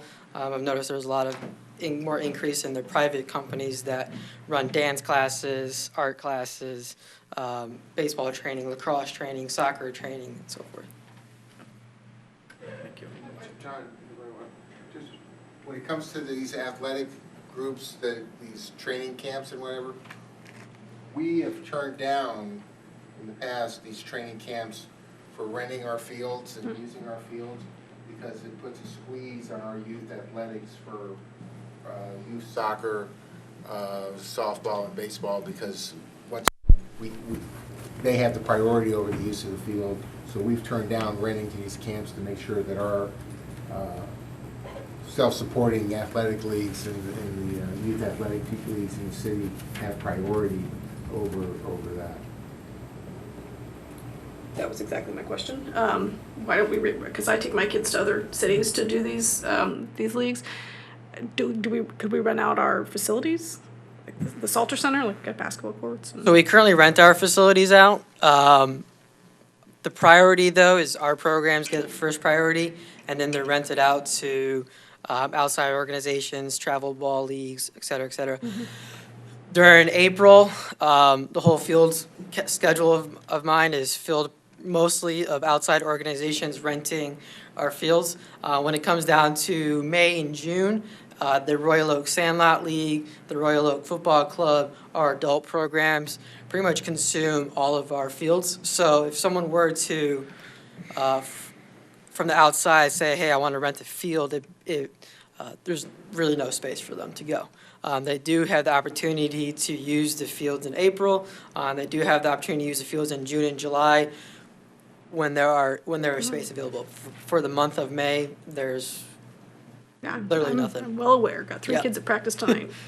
And as it relates to that priority, it's fair to say, like, the Royal Oak Football Club and the Royal Oak Sandlot League do take some stewardship and ownership in those fields and make a financial contribution and volunteer contribution to make sure, you know, they're well-maintained and, you know, Correct. ready for use. So I think the more you give, the more priority you should get. Correct. I I think mean, that's a the good the Royal balance. Oak Football Club, they take care of a lot of the soccer fields, they mow the grass, they paint the lines on the field, which help us out because that would be our staff doing that as well.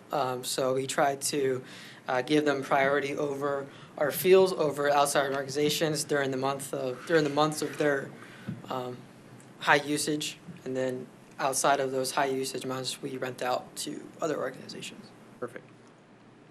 Any other questions? Good, thank you, John.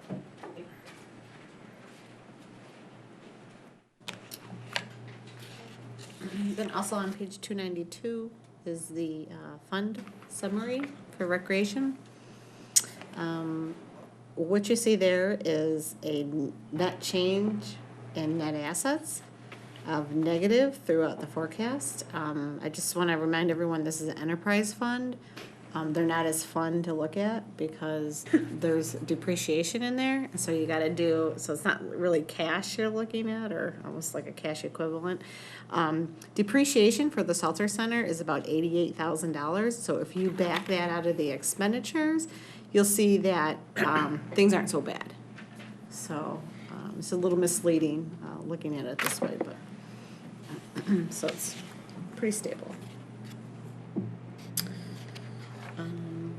If there's no other questions on recreation, we can move to auto parking fund, which is page 295.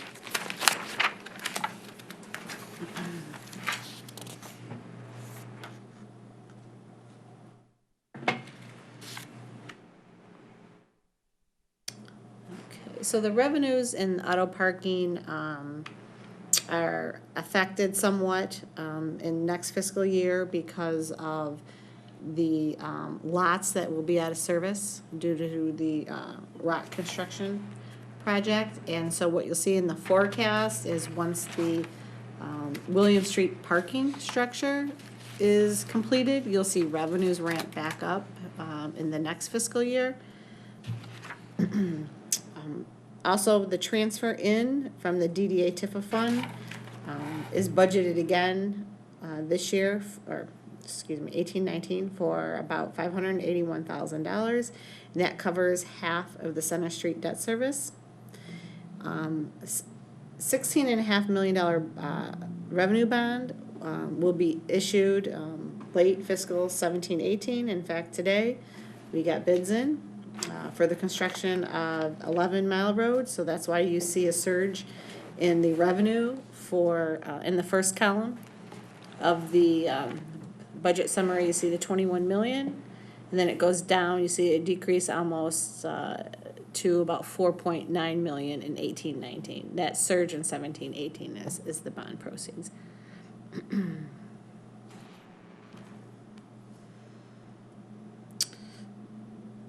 Page 295 also has the fund summary. And again, this is an enterprise fund, so, and it has a bad note on there.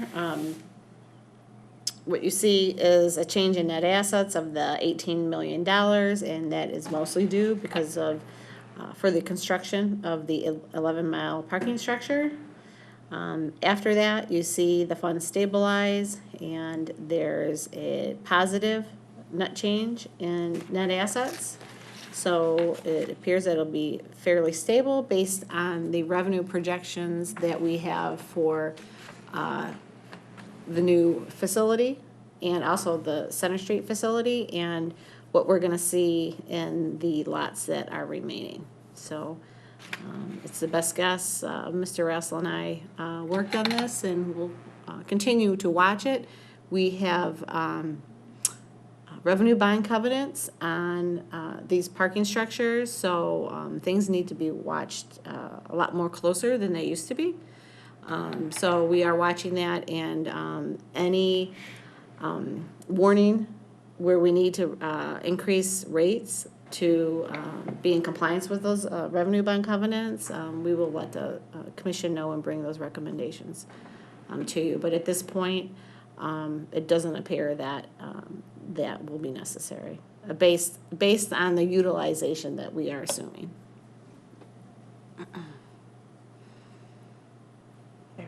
Commissioner Macy. What is the loss in parking revenue this year? I can't figure it out.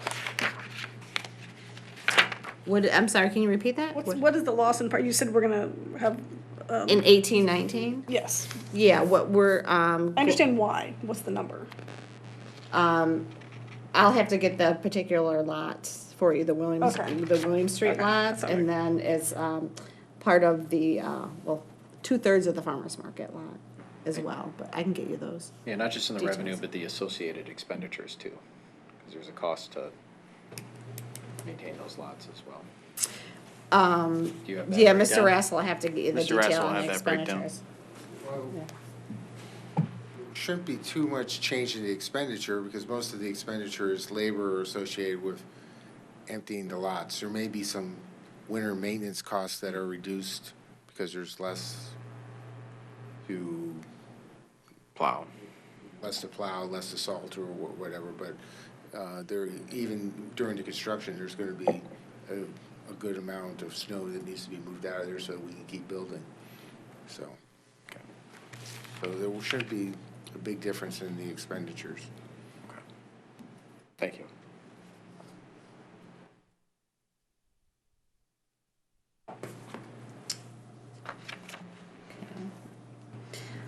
For the parking fund operations cost center, building repairs and maintenance includes $16,000 for surface coating and tuck pointing at the Forestry garage, and $13,000 for concrete repair at the center, the older portion of the Center Street garage. $30,000 is budgeted for parking meter parts, and that's a decrease from this fiscal year based on historical actuals, excuse me. Coin counting services are increasing $1,300 due to an increase in price for armored car service. Contracted services are budgeted to increase $13,000, and that is due to an escalator in the parking management contract with Parkrate. Miscellaneous operating supplies increasing $15,000 to purchase 2 charging stations and to lease 2 charging stations and the installation as well. Equipment repairs include $45,000 for wall repairs at Center Street and Catalpa Drive parking lot. Bank fees are increasing $60,000, and that's based on the cost of credit card fees. And then $40,000 is budgeted for pay stations at the Ekin parking lot, and $25,000 is budgeted for actual parking meter replacement.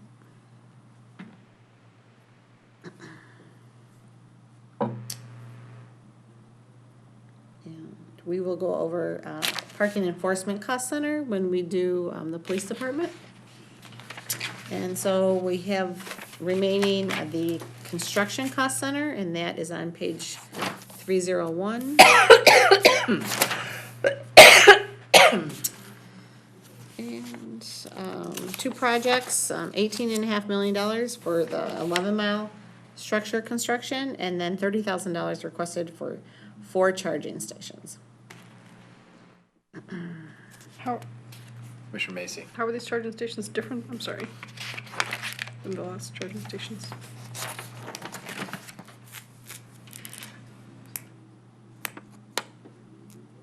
Ms. Rudd, did you hear the question? Sorry. So there's, Charge, in the one, Mr. Rassel will have to answer that, yeah, sorry about that.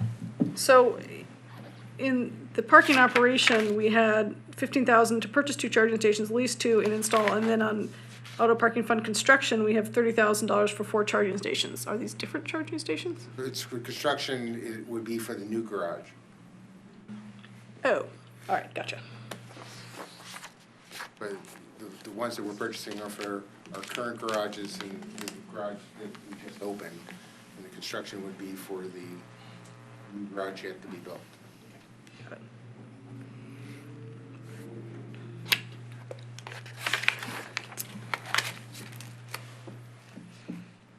If there's no further questions on auto parking, we can move to Farmers Market Fund.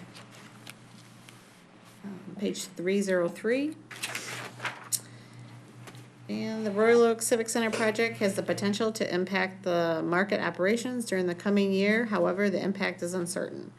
The budget was prepared as if there will not be an impact on operations.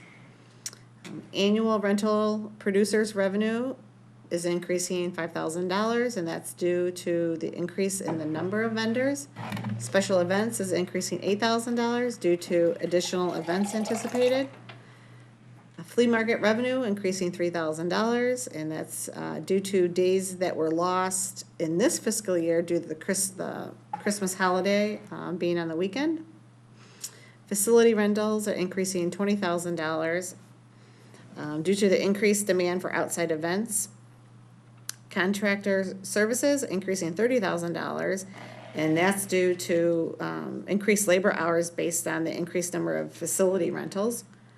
Lighting supplies decreasing $1,500 due to a one-time payment or change in lighting this fiscal year.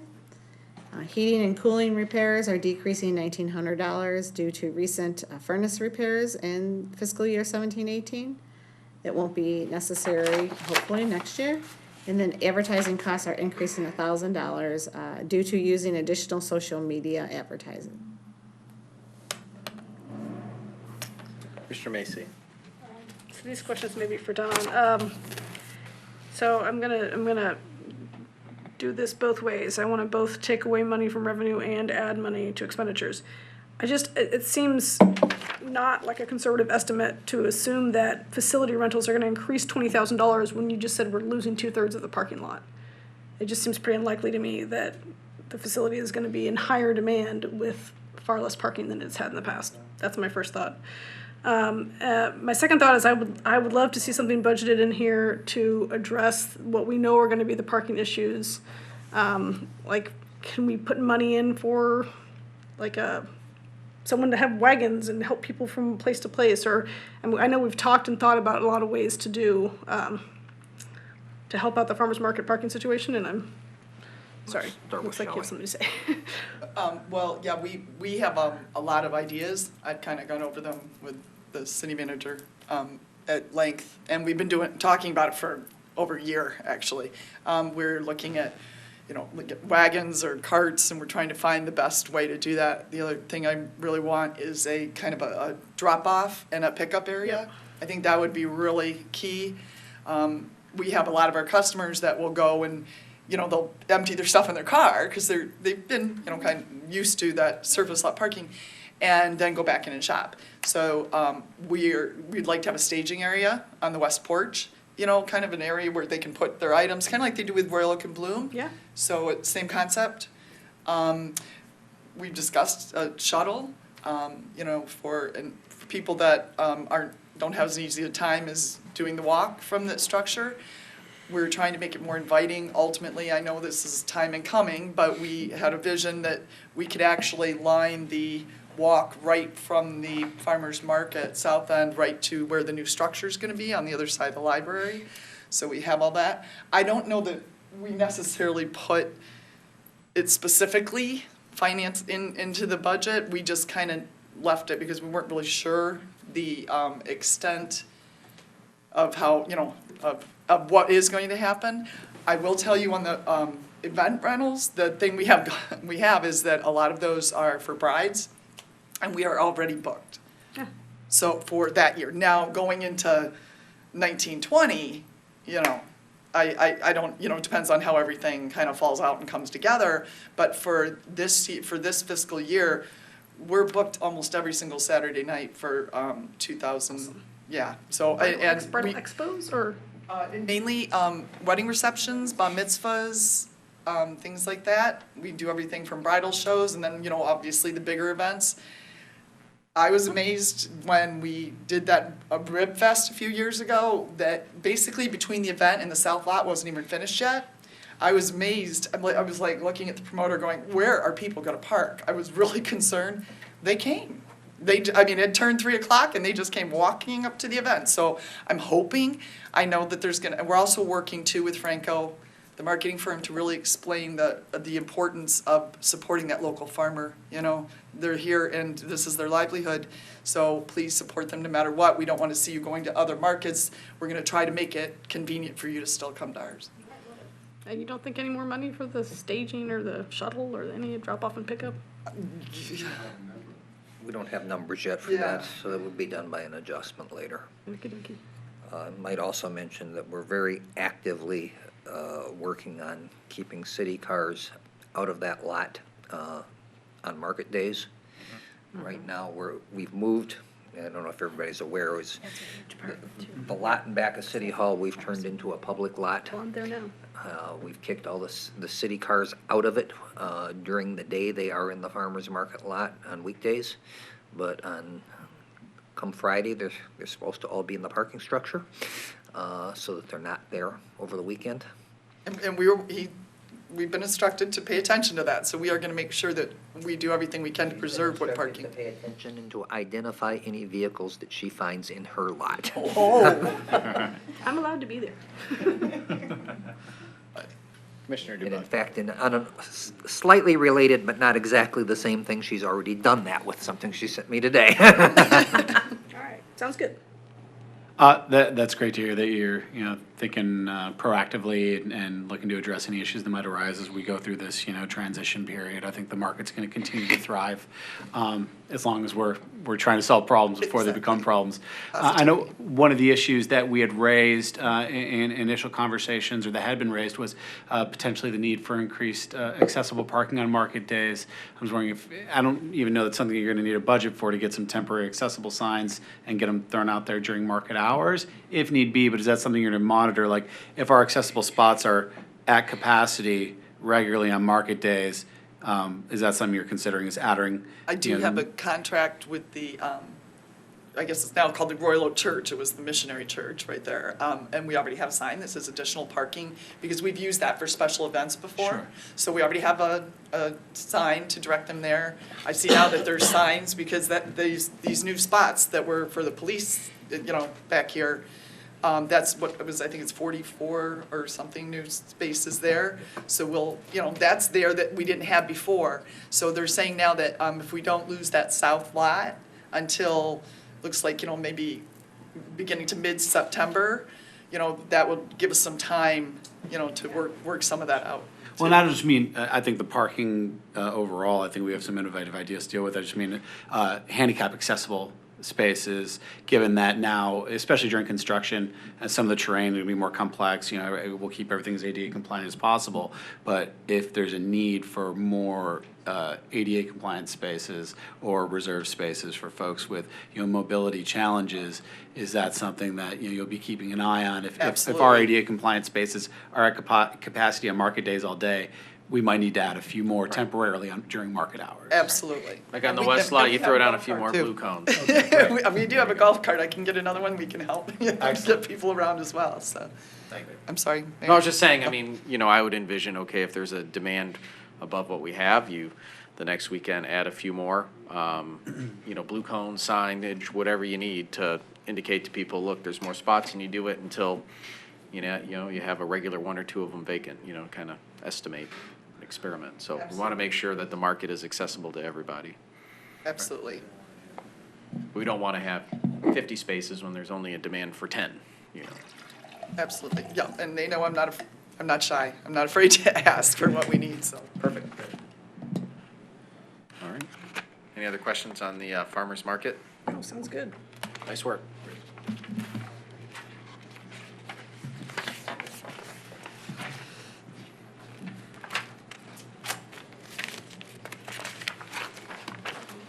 We're ready to move on to water and sewer, page 310.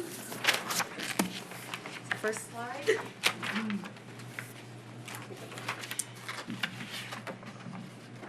Water and sewer commodity rates are budgeted to decrease about 14%, and that is due to the drain millage that we talked about earlier. There's a reduction of about $2.8 million for the debt service. Flat rate billing is recommended to remain the same at $11.25 per quarter.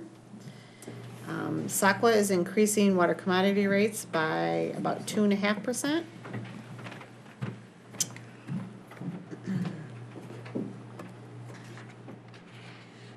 Page 310 also has the summary forecast. And basically you see there, is the enterprise fund, again, it's got depreciation included, and it also has, in the forecast, the capital projects as well. But the way we do rates is we do it more on a cash basis. And that's where we come up with our anticipated or recommended increases.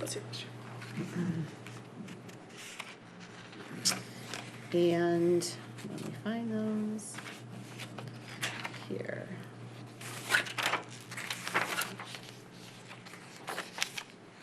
Okay, they're not on the slide.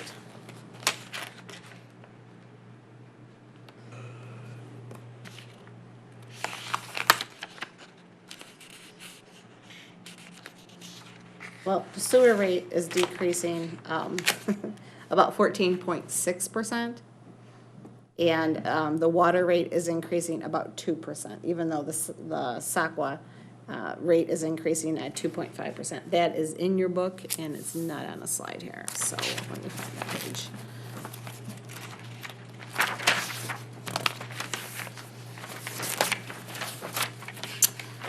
Page 306 goes over that. So again, water commodity rate to city users is 2% increase, and the commodity rate for sewage disposal decrease recommended is 14.6%.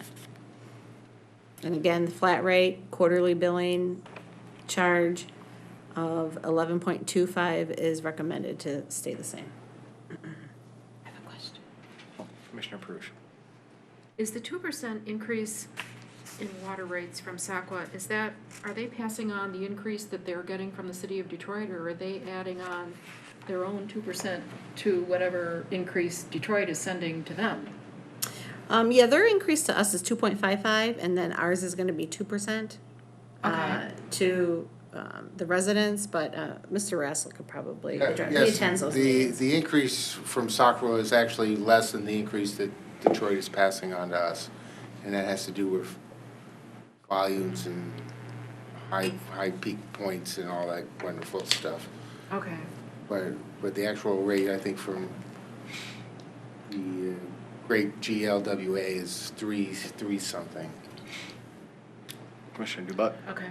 Just a point of clarification, that's the water authorities, the Great Lakes Water Authority, no longer maintained, owned, operated by the city of Detroit. There's actually representation from Oakland, Wayne, Macomb that provide input on those rates and govern that body. That's correct. That is who we buy our water from now, is GLWA. Okay.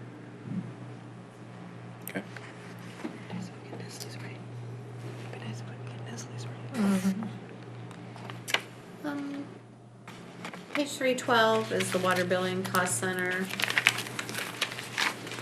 Real quickly, personnel is increasing due to the vacancy, as well as adding the full-time municipal clerk position that already went before the city commission recently. And the municipal clerk 3 position was changed to a utility billing specialist in late 2017-18. Everyone probably recalls that. Miscellaneous contracted services is increasing $2,000. That's for monthly shredding services and BSNA utility programming work. Printing costs are decreasing $4,000. And postage expenses increasing $1,000 due to outsourcing delinquent mailings that was formerly done in-house. So, I guess my question is, and Mr. Johnson left conveniently.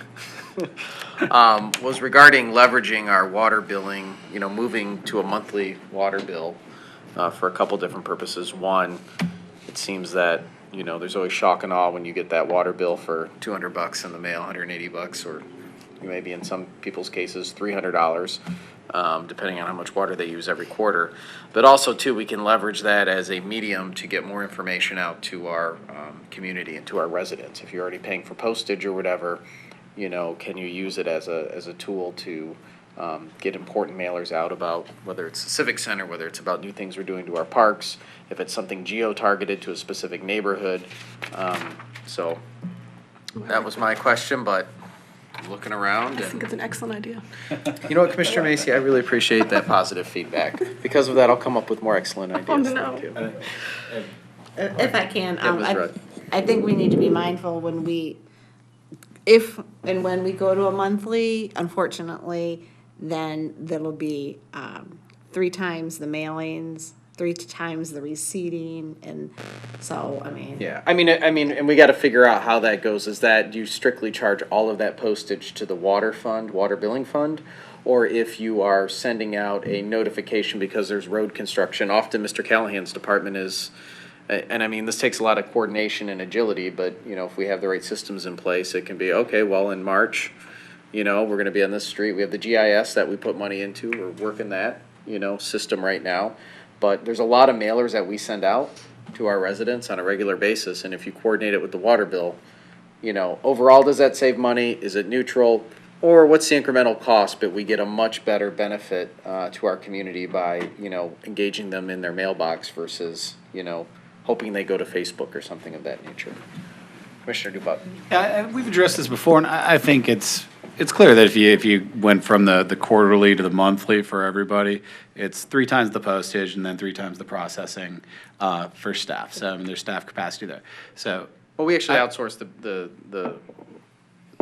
billing to a mail house. Right. The point is, it's 3. Processing of the printing. It's 3 times as much work, but the question, I think, is, what is that cost, and is it worth it for the regular line of communication, for the convenience to residents to see their bill on a monthly basis? Yep. So for me, it's a question of value, not so much, is it gonna cost more? It would definitely cost a little bit more, but what is that cost, and is it a value to residents to consider it? Did you hear the question while you were? I can, yes. Okay. Do you have any idea what it costs? Offhand, no. All right. We can, when we make such a proposal, if we make such a proposal, we'll provide that. I'm assuming that the discussion did already cover some of the things that we see as advantages. Communications. Communications is a big one, but also No sticker shock. the water bill is getting to be a rather large bill to do on just a quarterly basis. Yeah. None of the other utilities didn't used to bill monthly either, but Do we have electricity and gas is always monthly now. Do we have meter readers? Is that how it's done? Because would we have to do 3 times as much meter reading too? We have a program to replace all of the meters with what, RFI? Well, that's the long-term goal that we keep putting off.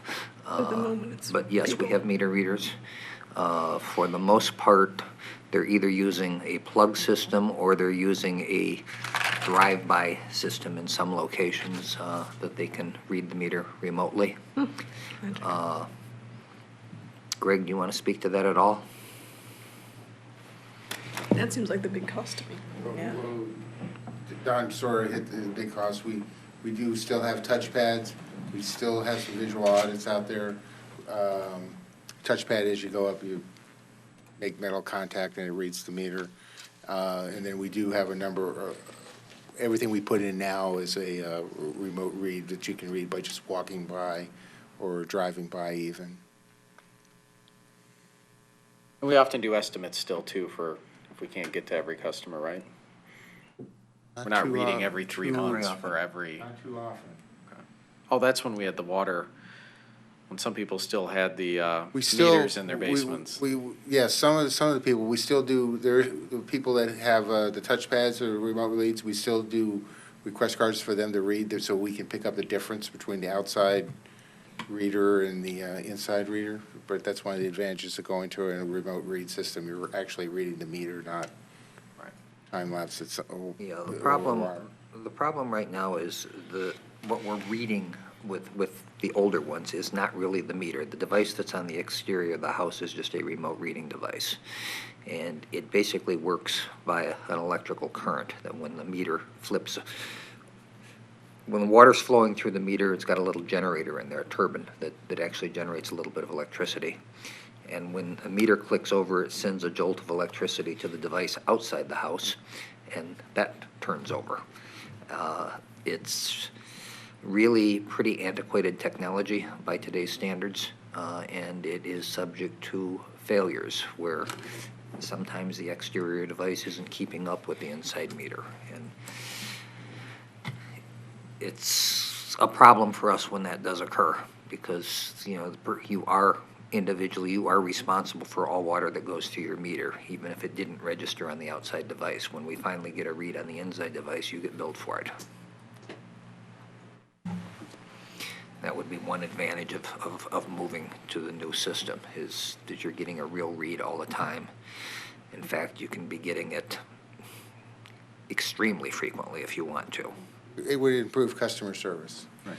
You know, you can get it frequently enough that you can identify leaks. Yeah, that would be nice. You don't have to endure what Mr. Ellison endured with a very large bill. Yeah. Commissioner Gibbs? I have a question.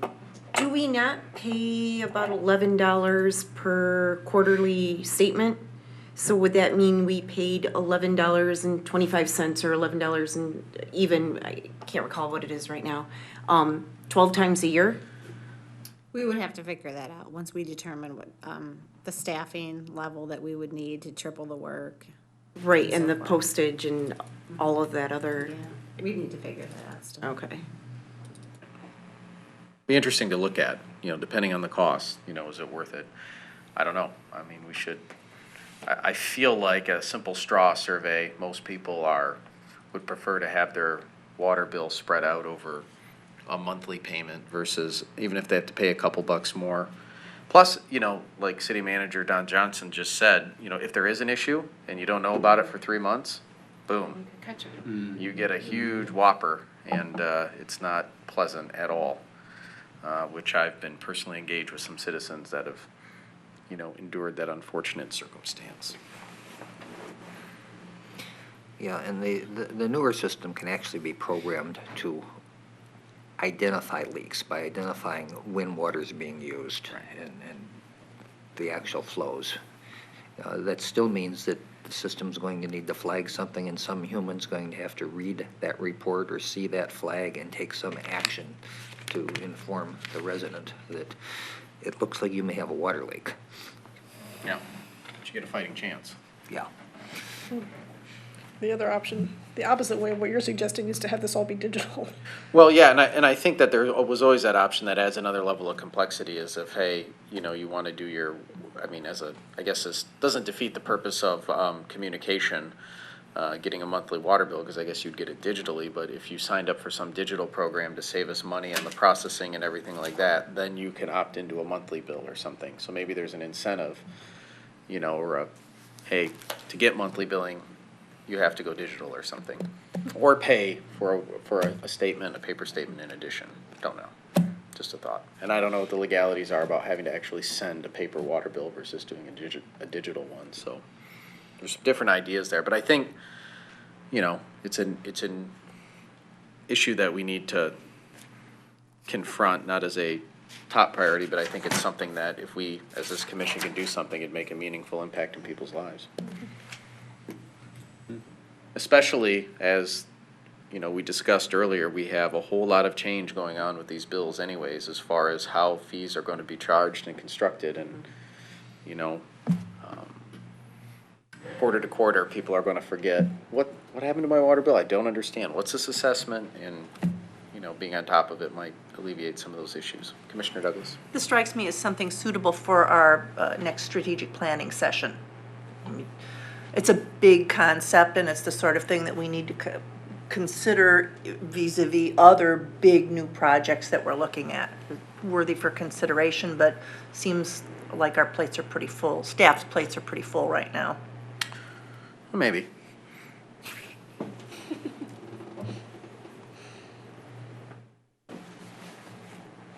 Okay. Okay, the next cost center in the water and sewer fund is page 316, water maintenance. Personnel costs are increasing due to increased workload, due to having positions filled for next year. There's some vacancy this year. Sand, gravel, and slag costs increasing $1,000, again, due to increased workload. Clamps and coupling costs increased $3,000. This cost is cyclical. And equipment repairs increasing $1,000. As no problems occurred in this fiscal year and anticipating something next year. Training is increasing $1,500. And that's for supervisor training and continuing education credits.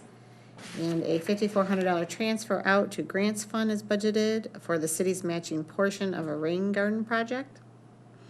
And motor pool charges are increasing based on utilization. Mr. Notes, Julie's actually page 314. 314. Thank you.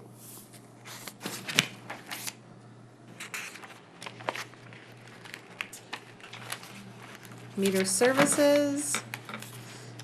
That should be page 16. oh, yeah, these are messed up. 316.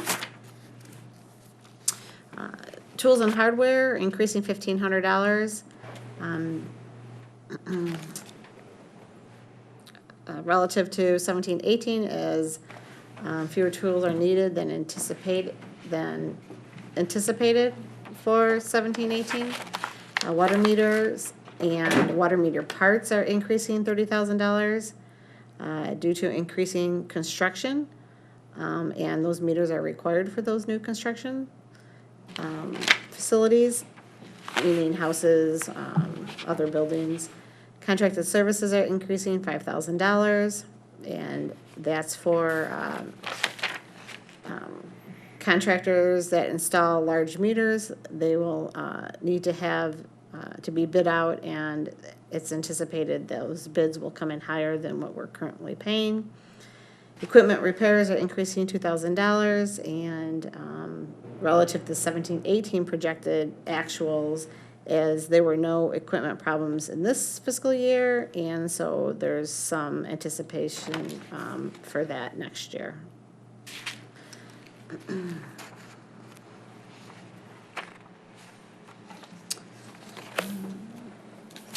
Sewer maintenance, and sewer maintenance is on page 318.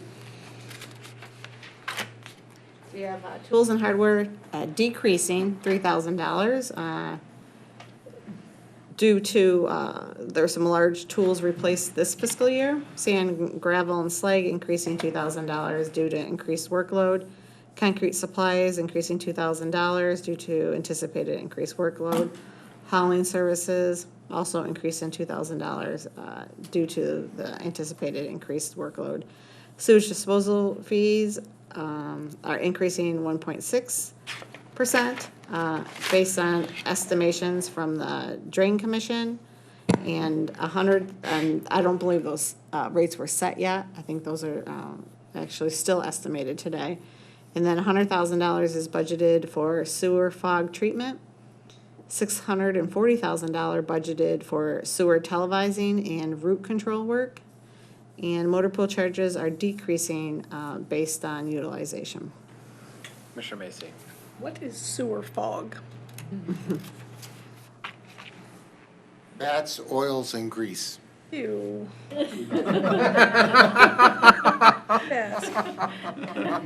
Enough said. No further explanation required. We have a sewer treatment program that breaks that material down so that we have less clogs or backups. It's especially prevalent in areas like our downtown with a lot of restaurants and the like is where we find it. But it's been a quite effective program for us. It's regulated in Sewer terms fog? of what your discharge is. Yeah.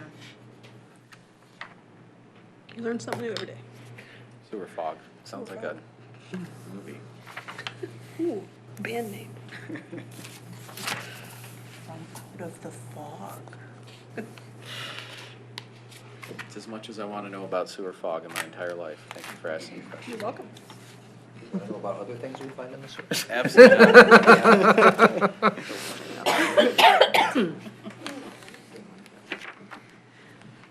All right. Any questions? Sewer maintenance? Okay, last cost center for water and sewer is the construction, and the construction budget is nearly $4.4 million. Rain gardens, 41,000. Green infrastructure study, 5,000. Water main and Woodland Avenue, 469,000. 14 Mile Road, water main improvements, 569,000. Various 2019 water main improvements, 1.6 million, a little over. I don't know, is this spelled right? Is it? Just waiting for your pronouncement. Okay, I don't know what it is. Mazoit? Sure. No, I don't know. What is it? Sweet, okay. Water improvements, $406,000. Sewer lining, $772,000, and spot sewer repairs, $486,000. Commissioner Macy? Where are these rain gardens going? I can't tell you. Oh, It's top secret. You don't have the clearance yet. When, It's hard for me to track. okay, you can tell me that, I was just curious. Okay. I know we're building some on Forest Street this summer, but I'm not sure if that's the one right there.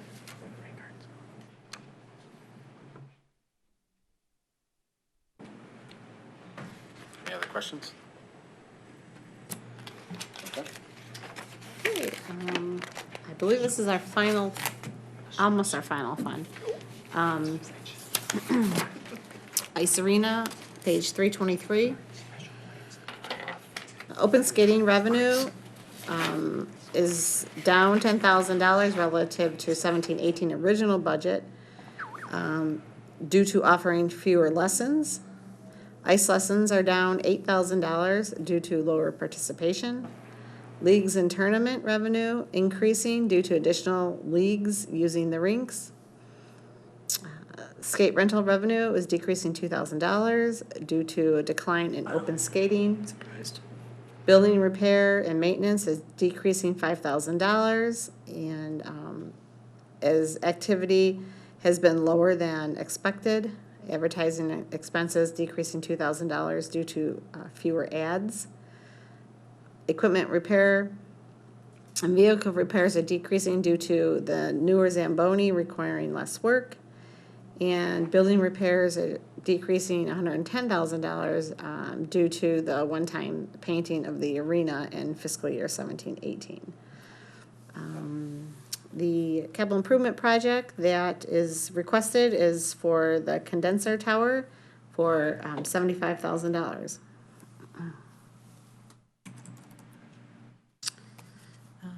Same page, the bottom has the summary of revenues and expenditure forecast. So the fund looks fairly stable. I will mention that there are no capital projects beyond fiscal year 18-19. So keep that in mind as there's possibly a need for some, as they've been having roof issues and only partial replacements of some roofs, but we do not have any other capital expenditures beyond 18-19 in this forecast. Commissioner Macy? What is a condenser tower and why do we need one? Yes. This is Cal. He's our arena manager that works for Suburban Hockey. I'll let him explain it because a condenser power tower is key to making ice. Welcome, Cal. Right. Thanks for having me. First time, very interesting experience. Yeah. Good learning experience for me as well. basically what your condenser tower is doing is cooling the system. Your ice plant is like your refrigerator running off compressors, so on and so forth. And it's a tower outside the building between the ball fields and in the back of the rink. And then it cools the system in a big loop. So as the refrigerant goes out, collects the heat out of the air, comes back in, and then needs to be recooled before you send it back out. Okay, so we already have one, I Yes. assume, and Yes, we need it's- to replace it. It's very old, it's on its last legs. It's good for a little while, but it's a project that has been needed for a little while. So this is just, this is like a tear down replacement? It's a little, yes. Not like, we're gonna have two. No, correct. The old one will be disposed of and will be operating at a higher efficiency as well when you get a new one in. Any other questions for Cal? I guess I'm curious why the skate participation has gone down. It's actually strange because I feel like a bunch of my kids' friends have just started skating this year. It ebbs and flows, and you're actually seeing a little bit of an uptick right now, and a lot of that is due to the Olympics and both your Learn to Skate programs and your open skating. As far as actual open skate numbers, we've done like a Saturday night open skate. They used to call it skate jams, and we still have it occasionally, but we replaced a lot of those times with some of the high school games between Royal Oak and Shrine. So there's some loss of revenue there that was allotted to the high school games. Thank you. By the way, compliments on your preschool skate. My little guy loves it. Oh, great. Oh, yeah, he's, showing his Canadian roots, I'll tell you. Moving up and down the ice. And the program you had with the USA Hockey was pretty cool, too. Oh, you did like a learn to play? Oh, yeah. cool. It was really cute watching him put on all the pads and, disappear. And that goes to both those programs that's your most important programs to get the little ones in. John has spoken to the declining of youth sports, and that's across the board. So it's a real focus, 8U at both figure skating and hockey. And I think there's always that apprehension among parents with hockey, the cost and demand, and I think having these programs as an intro and getting comfortable with it, seeing if the kids like it is really, and even if they never pursue, any sort of ambitious figure skating or hockey career, at least there's an asset there that you guys are running where people can casually skate and enjoy, another recreation feature here in our community. So nice work since you've taken it over. Thank you very much. So I will say that's what surprised me a little bit is that there's no other game in town. Like if you want to play soccer, you can play soccer somewhere else. But if you want to ice skate, you got to go to the arena. You can go to Grant Park Yes and no, but 4 days a year. They're, that's your local community. Yeah. But when you're getting out into hockey and figure skating, it is like you use competitive versus recreational. That tends to be the way the sports are going. And there are, not too far down the road, who's going to be your coaching? What are your ice times? What are the costs? So it is a competitive business even outside of our city. Thank you. Any other questions? All right, thank you, Cal. Thank you.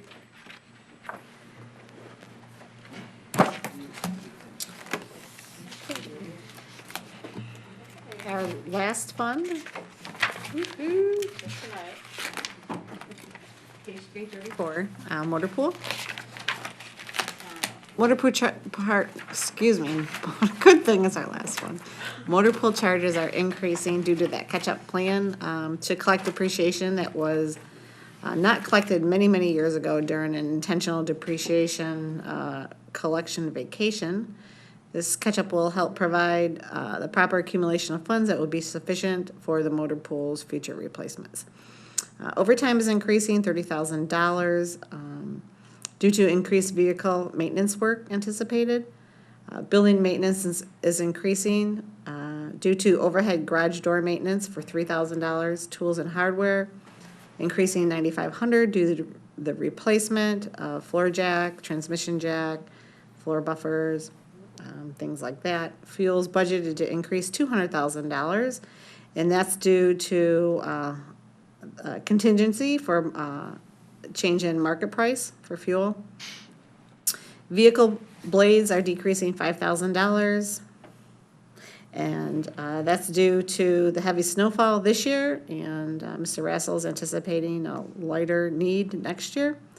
Communication systems parts are decreasing 8,500 due to a one-time repair this year. That is not anticipated next year. Heating and cooling decreasing $5,000 due to higher than expected maintenance this year, not anticipated next year. Collision repairs are increasing due to, this account varies based on the number of accidents, so I guess number of accidents are increasing. Anticipated to increase next year. And then the depreciation expense is about $1.4 million. That's included in expenses, so when you're looking at that fund summary, just remember 1.4 million of that is depreciation. Commissioner Lavasser.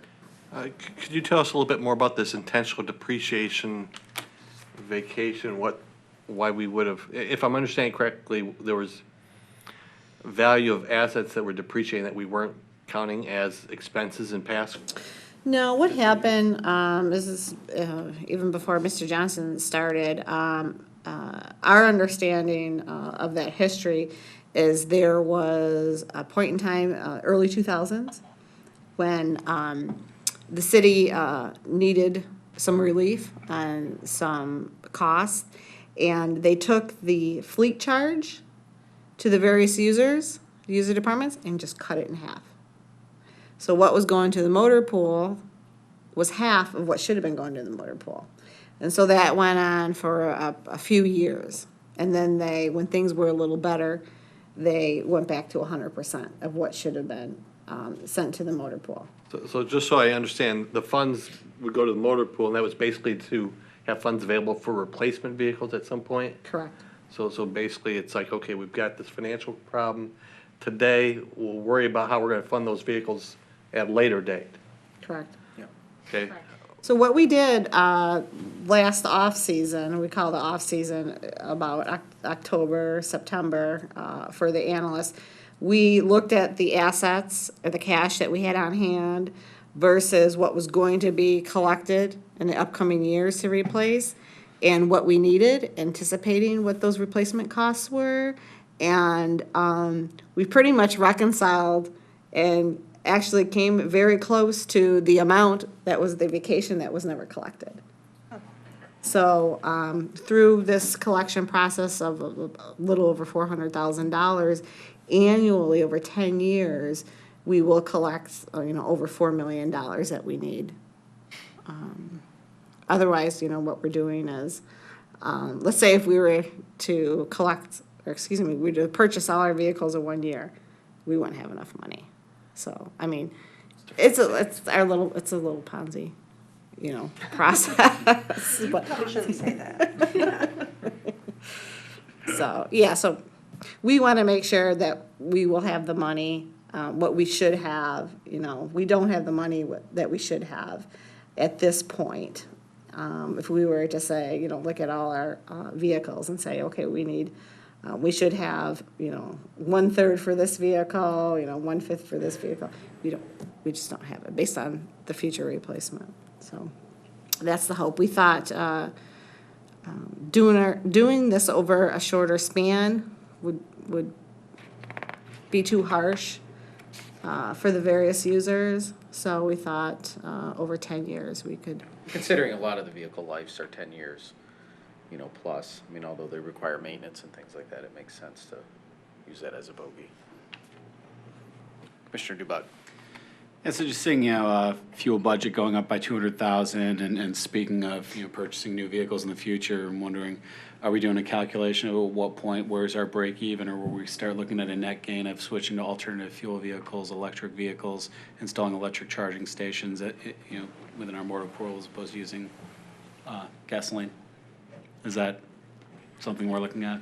It's something we'll be looking at. We have, well, it's been a few years now, but we do have a few hybrid vehicles that have worked out fairly well. We haven't gone to anything that's a pure electric yet, as far as I know. Because I look at it as PHEVs would be opportune for our community because, I mean, for the most part, our trips are short. You can rely mostly on the electric. Trips are short. Most city vehicles do not drive high mileage. They're typically making a lot of short trips around town. So they would be relatively suitable for an electric power source. Of course, we'd have to put in the infrastructure to go along with it to be recharging them. Yeah, because I see 2 small SUVs for building and engineering. It'd be interesting to see, you know, if one of those could be I mean, I'm saying PHEV, but, you know, pretty much that's an electric vehicle, right? Because you would hardly ever use a gasoline engine on it. Costs are a little lower, and you can, you know, charge it in one of the other, maybe even one of our parking garages if necessary, where we've installed one of these at night, and that charge should be good for the week, so to speak. We're already making, you know, $50,000 installation into our new garage right here. So, if you want to go full electric, you can do that too. Chevy Bolt is a very good, not promoting any car brand or anything, but I'm saying it's a very good, reliable vehicle that gets a long range and very technical in nature as well. Good car. My point being, I think we can anticipate fuel costs probably to continue to rise. Be great to get an experience Greater curve than with electrical one. costs, and at some point, there's a break even where if we're buying vehicles for 10-year lifespans, we should start thinking now about investing in alternative fuel vehicles. And get that experience curve, because if we have to make that choice, if fuel prices rise, at least we have an experience curve with 1 or 2 fully electric or partially, or plug-in electric vehicles that, you know, allow us to adapt quickly. Or even natural gas. Even natural gas, yeah. Methane. Sure.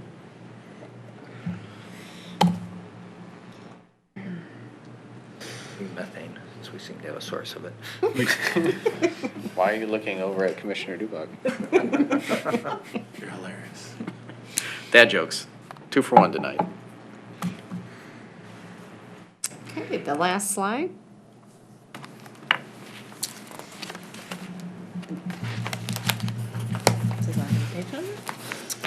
Is the list of various vehicles. I'm not gonna read them all. 1,574,000 they amount to. In addition to the vehicles, the motor pool budget has a partial, which is called Phase 1 of a DPS roof replacement for $170,000. Total cost, all phases, anticipated to be $450,000. In addition, $100,000 for expansion of the brine tank due to increased use of liquid de-icers.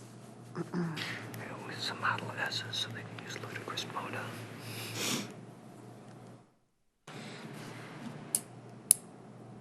Any more questions on the motor pool? Commissioner Perush? Just very quickly, if we were buying any equipment for the fire department, would it be listed here or would it be in the fire department cost center? If it's vehicle or equipment, in here. It would be here? Yeah, with the exception, from time to time, if it's not a replacement and it's a new piece of equipment that we aren't really anticipating a replacement for, maybe they got a grant and maybe they're gonna try it out and they don't necessarily, want a replacement. We won't flow it through the motor pool, cause that's more of like a replacement mechanism. So, but, this year, I believe everything should be, in here for the fire department. Okay, thanks. Tell you in a minute. Any other questions on the motor pool? Okay. Just check this out real quick.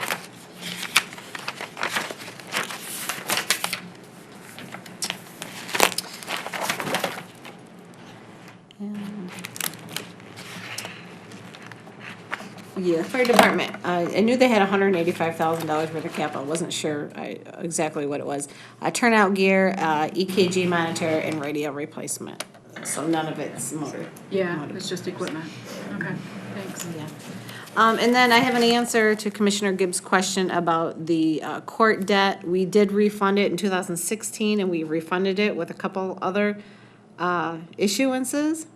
And so what we did is it was originally going to be paid off by 2024. And the other two refundings were 2026, and we rolled them all into one. And so now the court that debt will be completed in 2026 now. Okay, thank you.